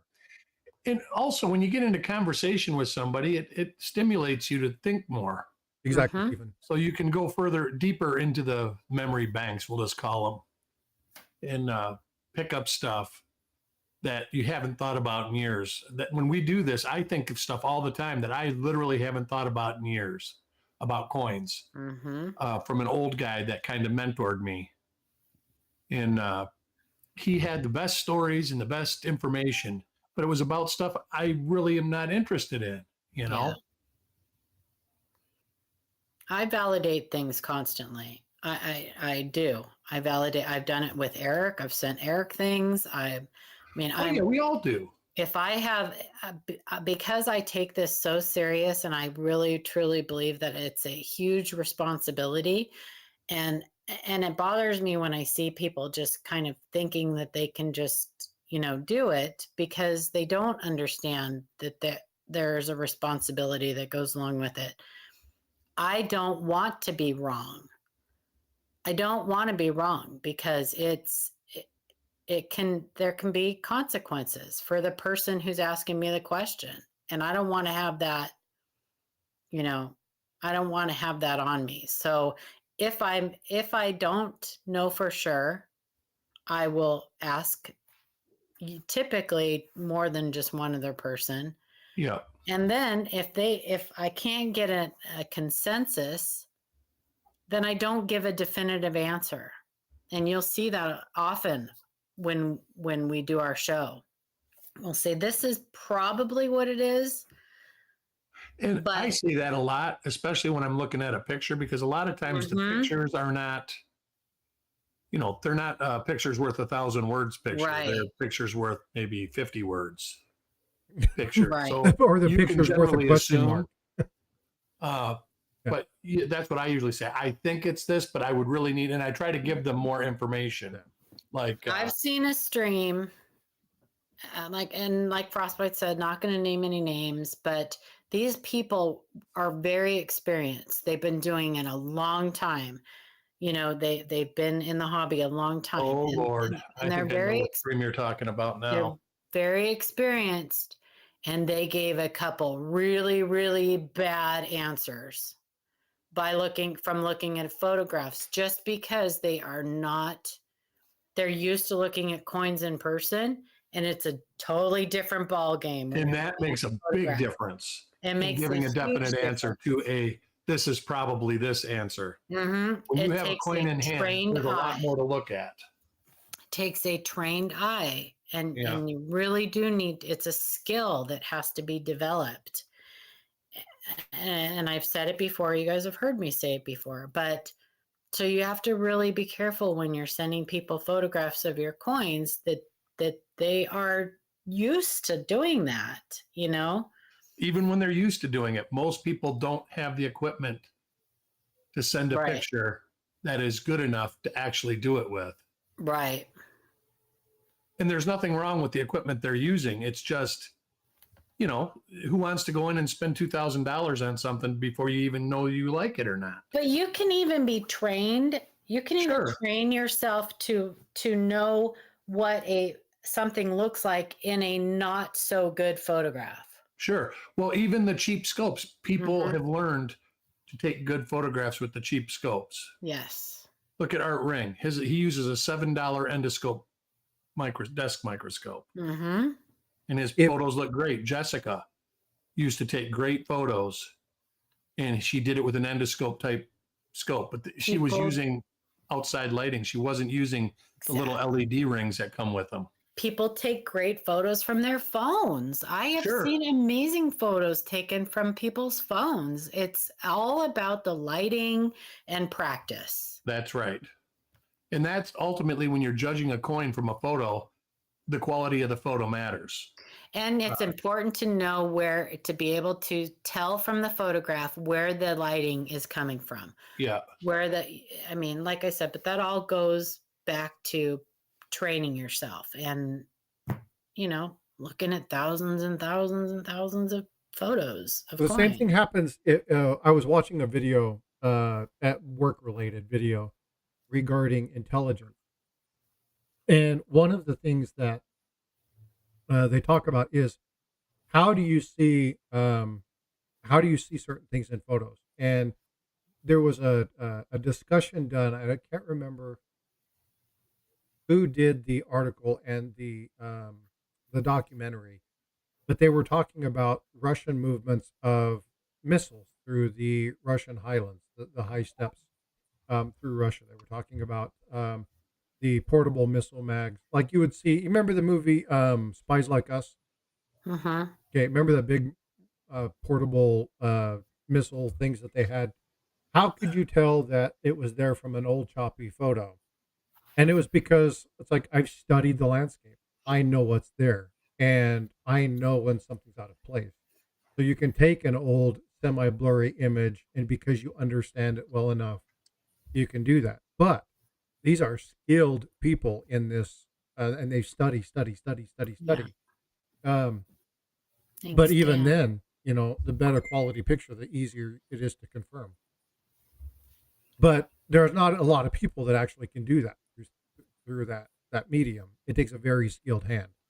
And another thing, you guys, if somebody sends you an email and you want to pull it up and show it, try not to show their email address, because that's never a good thing. They may not want that information shared with the entire world on YouTube. That's why I always take time to make sure that I'm only showing the image and not. It's important. Yeah. You should never show your email live anyway. No. There's too many things that can be seen Well, showing. there are people that could various be emails. watching your stream that you don't even know are Not watching even your people. I'm stream. sure there's AI watching your streams looking to Yes. data Yeah. mine something. Yeah. Yes. So you may inadvertently give out a lot of information that you may not want to. Goes with basic protection, right? That's why we take their email and we make slides and stuff, like, the things that we take that extra step. We typically don't even show we just show like their first name or something. Maybe not even that. Yeah. And so all I ever do is I always open the screenshot. Yeah, you can use screen capture. You can use the snippet tool, snip it and paste it into a PowerPoint or a Word document. But I always open the image separately, so it's not tied to my email. So I open in a new window and then I show that window. Yeah, I but always again, edit photographs in Photoshop. yeah. Um, So Yeah, you Amanda's wanna be really good careful. at doing that with ours too. She'll, if they're not rotated properly or whatever, she'll do it. I'm not so nice because I will ask the person to resubmit their photo. I'm like, if you want me to take time out of my day to look at your coin, then you take time out of your day to properly rotate it. right. I'm not as nice. She will rotate it for them. Well, heck, I would post a lot more pictures of coins, but most of the groups say we want a full obverse and reverse, and it's just like, yeah, I don't have time for that. That I ask for that. I know. And there's nothing wrong with it, and I have done it. I do it when I post coins, but most of the time I just go, I'm not going to post nothing because I don't feel like doing that. That's a whole extra step that I have to use a different piece of equipment with. But it's not that we need it all the time. It's that we want people to get into the habit. The date in the coin and all. I understand why they do it. We want people to get in the habit of doing it, because a lot of times we do need both sides, full obverse, full reverse, and close and clear pictures of whatever they're asking about. I mean, that was a big thing of mine on when I started taking photographs of varieties. I always take a picture of the date. And everybody goes, why are you taking a picture of the date? Well, to show you that it's that date. Yep. And there might be a marker on the date or the mint mark. I can't believe that people listed stuff for so many years and didn't take a picture of the date and the mint mark where you can actually see the orientation. So, yeah. So Eric Matthew asks the question real quick. He says, is there a screenshot app for the PC that can capture a USB scope that preserves the resolution? No. And the reason is because it goes to a couple different things. Number one, it goes to the scope, like the resolution of the scope, right? When you're looking at your coin scope, you're looking at a 3x5 or a 2x2 or a 4x4, maybe a 7x3, 7x5 screen, and so it appears like the resolution's higher than it is because it's really small, it's compact. When you put it up on a screen, you lose some of that resolution. But when you take a screen capture of it, depending upon the capture software, you're basically pulling it off what's there. What your eye doesn't necessarily see is the pixelization. Now, the pixelization, because our eye doesn't necessarily notice that, because we see RGB and then multiple variations of that. We don't see the pixelization, but when you go to blow it up, you see the graininess, you see the pixelization that appears in the photo. So when you're capturing something from a digital image, you're actually capturing the pixelization of that as well. And so when you zoom in, you lose that. If you're going to use it, it's the software that is being captured from the scope. So you're going to want to take a picture from the scope or use secondary image, that secondary software that actually pulls from that. Some scopes, like mine, these little cheesy ones that I have zero control over that. And so whatever the resolution is, regardless of what I do, is what's going to be pulled across. Now you can put some stuff in there. You can do things like Photoshop, and you can reduce some of the resolution, or you can remove some of the graininess by doing something called smoothing or noise reduction. But again, noise reduction might remove the element that you're looking for validation on the coin. So there may be a die marker or something on that coin that you lose because you do the noise removal.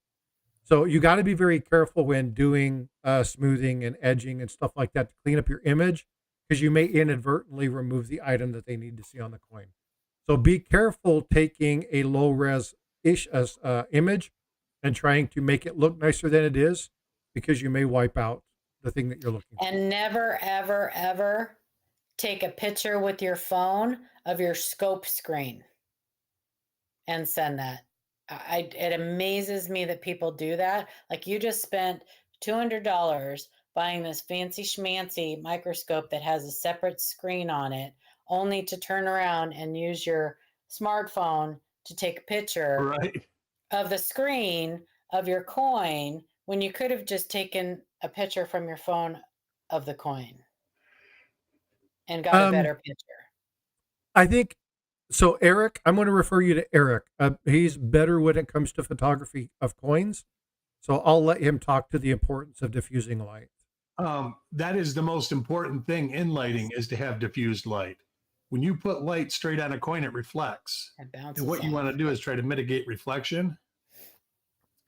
And like mine, I don't have I have an idea of what I would like on my setup. I just haven't been able to make it happen. So my diffused light is actually rigid. I would like it to be a little more movable, so I could move it like a little angle here and there to adjust the lighting without actually having to move everything.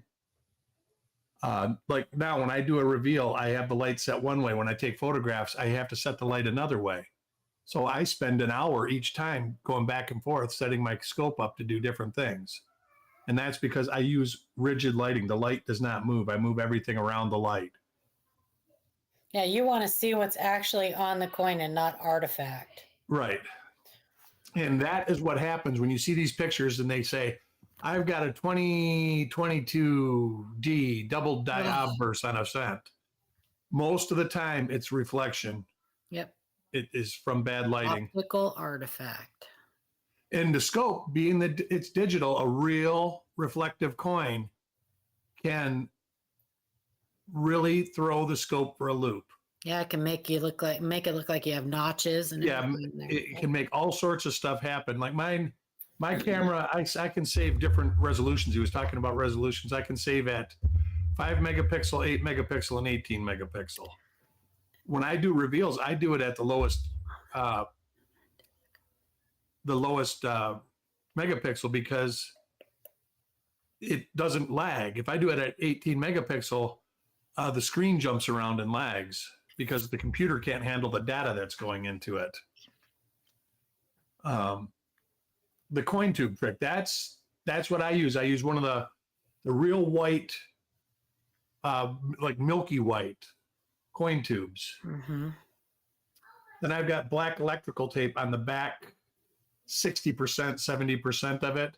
So it's, and then I've got a fiber optic light that shines into each other. So the light bulbs are actually looking at each other. And then the white light, the strip on the bottom of the tube, shines onto the coin.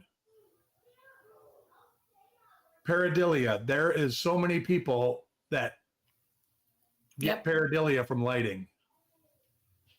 That is, or just from whatever. From whatever. To get rid of the lag, Eric, you have to turn your exposure down and your light up. You guys are talking Greek to me, man. I don't know all this lighting and when you like turn you turn your scope on, you don't want the full light. You want to try to use as little light as possible and let the scope, but you don't want the scope to lag either. So you have what's called frames per second. Take it outside in the sunlight. You want to keep your frames per second preferably above 6 frames per second. Otherwise, you start seeing the screen jump around. Bye, vote for Pedro. Have a blessed Have a good day. Vote for Pedro. Thanks for coming in, brother. So it takes a lot of work. I've been doing this with these for about 5 years with this scope now. And I can tell you that it's still a work in progress. I have ideas. The problem is making those ideas work. Half the time I re-engineer something and I think it's going to be better and it's not. So I end up going back to this. If you have a chance to go to summer seminar, oftentimes they have a coin photography class that's different. Photographing a coin is totally different than photographing a coin under a microscope. Don't they have that too, though? They do. And actually, one of the light setups that I used was from the guy that teaches that course. Nice. And it was cheap, but ultimately it looked cheap. I highly recommend if you guys ever can have the chance to go to. I have never been, but it's on my bucket list. And if I ever went, I would take like 90% of the classes they offer. But summer seminar, they have some, well, I mean, the ANA has great classes too. Yeah. Well, like I say, you're usually using a single lens reflex with a macro lens when you're taking a picture of a whole coin. Right. And that is not that hard. I wish, like me and Chuck were talking, when I first started in the 90s, I had a copy stand, a photographic copy stand, and it worked great for photographing coins.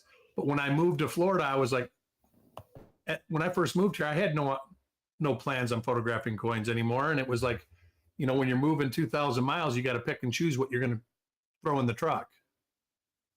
And that went to the guy that bought all the garbage in the house. There was some resale store, and he come in and he says, I'll buy everything. I'll just leave everything here you don't want. So that's how I would want to move. Yeah. Well, like you move, there's no reason to take a bed that's 10 years old. Yeah.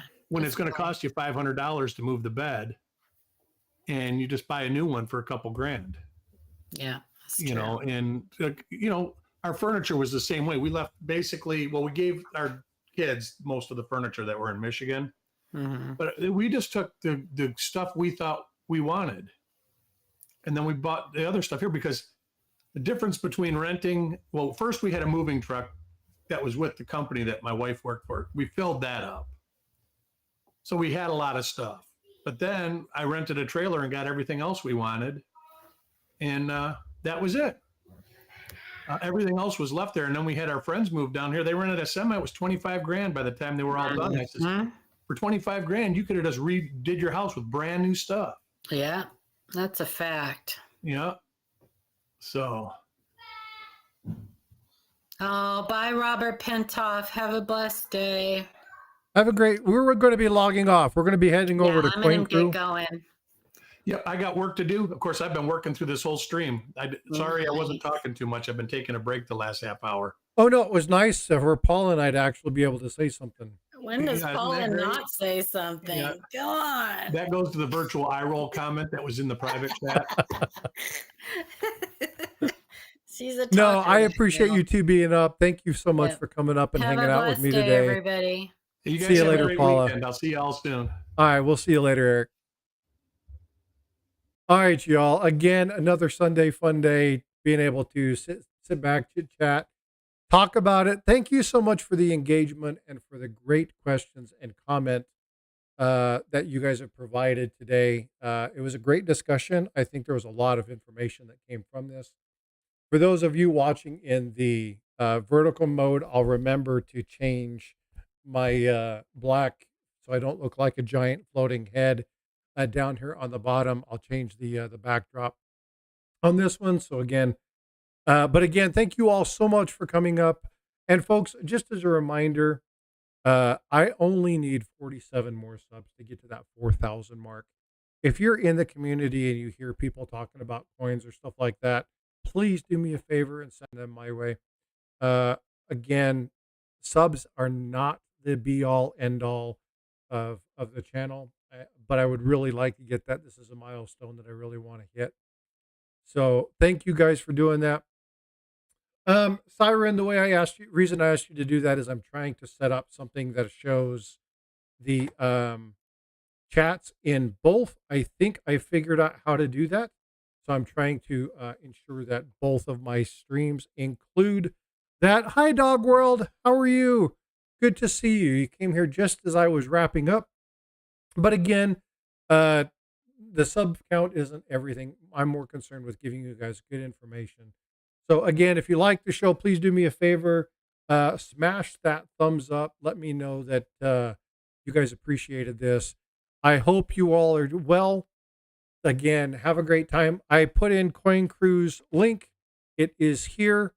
So go over and check them out. Please do me a favor. Make sure you let them know that I sent you over. I want to make sure that they're aware of that. I already see Inkman's over there. A couple people are over there already. Robert Pintoff's over there already. So please go ahead and head on over. Please tell them that I went over, said hi. Thank you for the super chat, my friend. I greatly appreciate you. All right. Well, have a wonderful day. Again, Bifrost and I are going to try to go live a little bit later on today. So if you get the notification that we're live, we're going to be doing these mashups. So we're going to put together some of this. You saw an example of what she did. That's going to Eric Matthew and to freaking us, or no, was it freaking us? Jackalope Herdmaster. So again, make sure you show up to that a little bit later on today. All right. Well, take care, be well, be blessed, and I will see you guys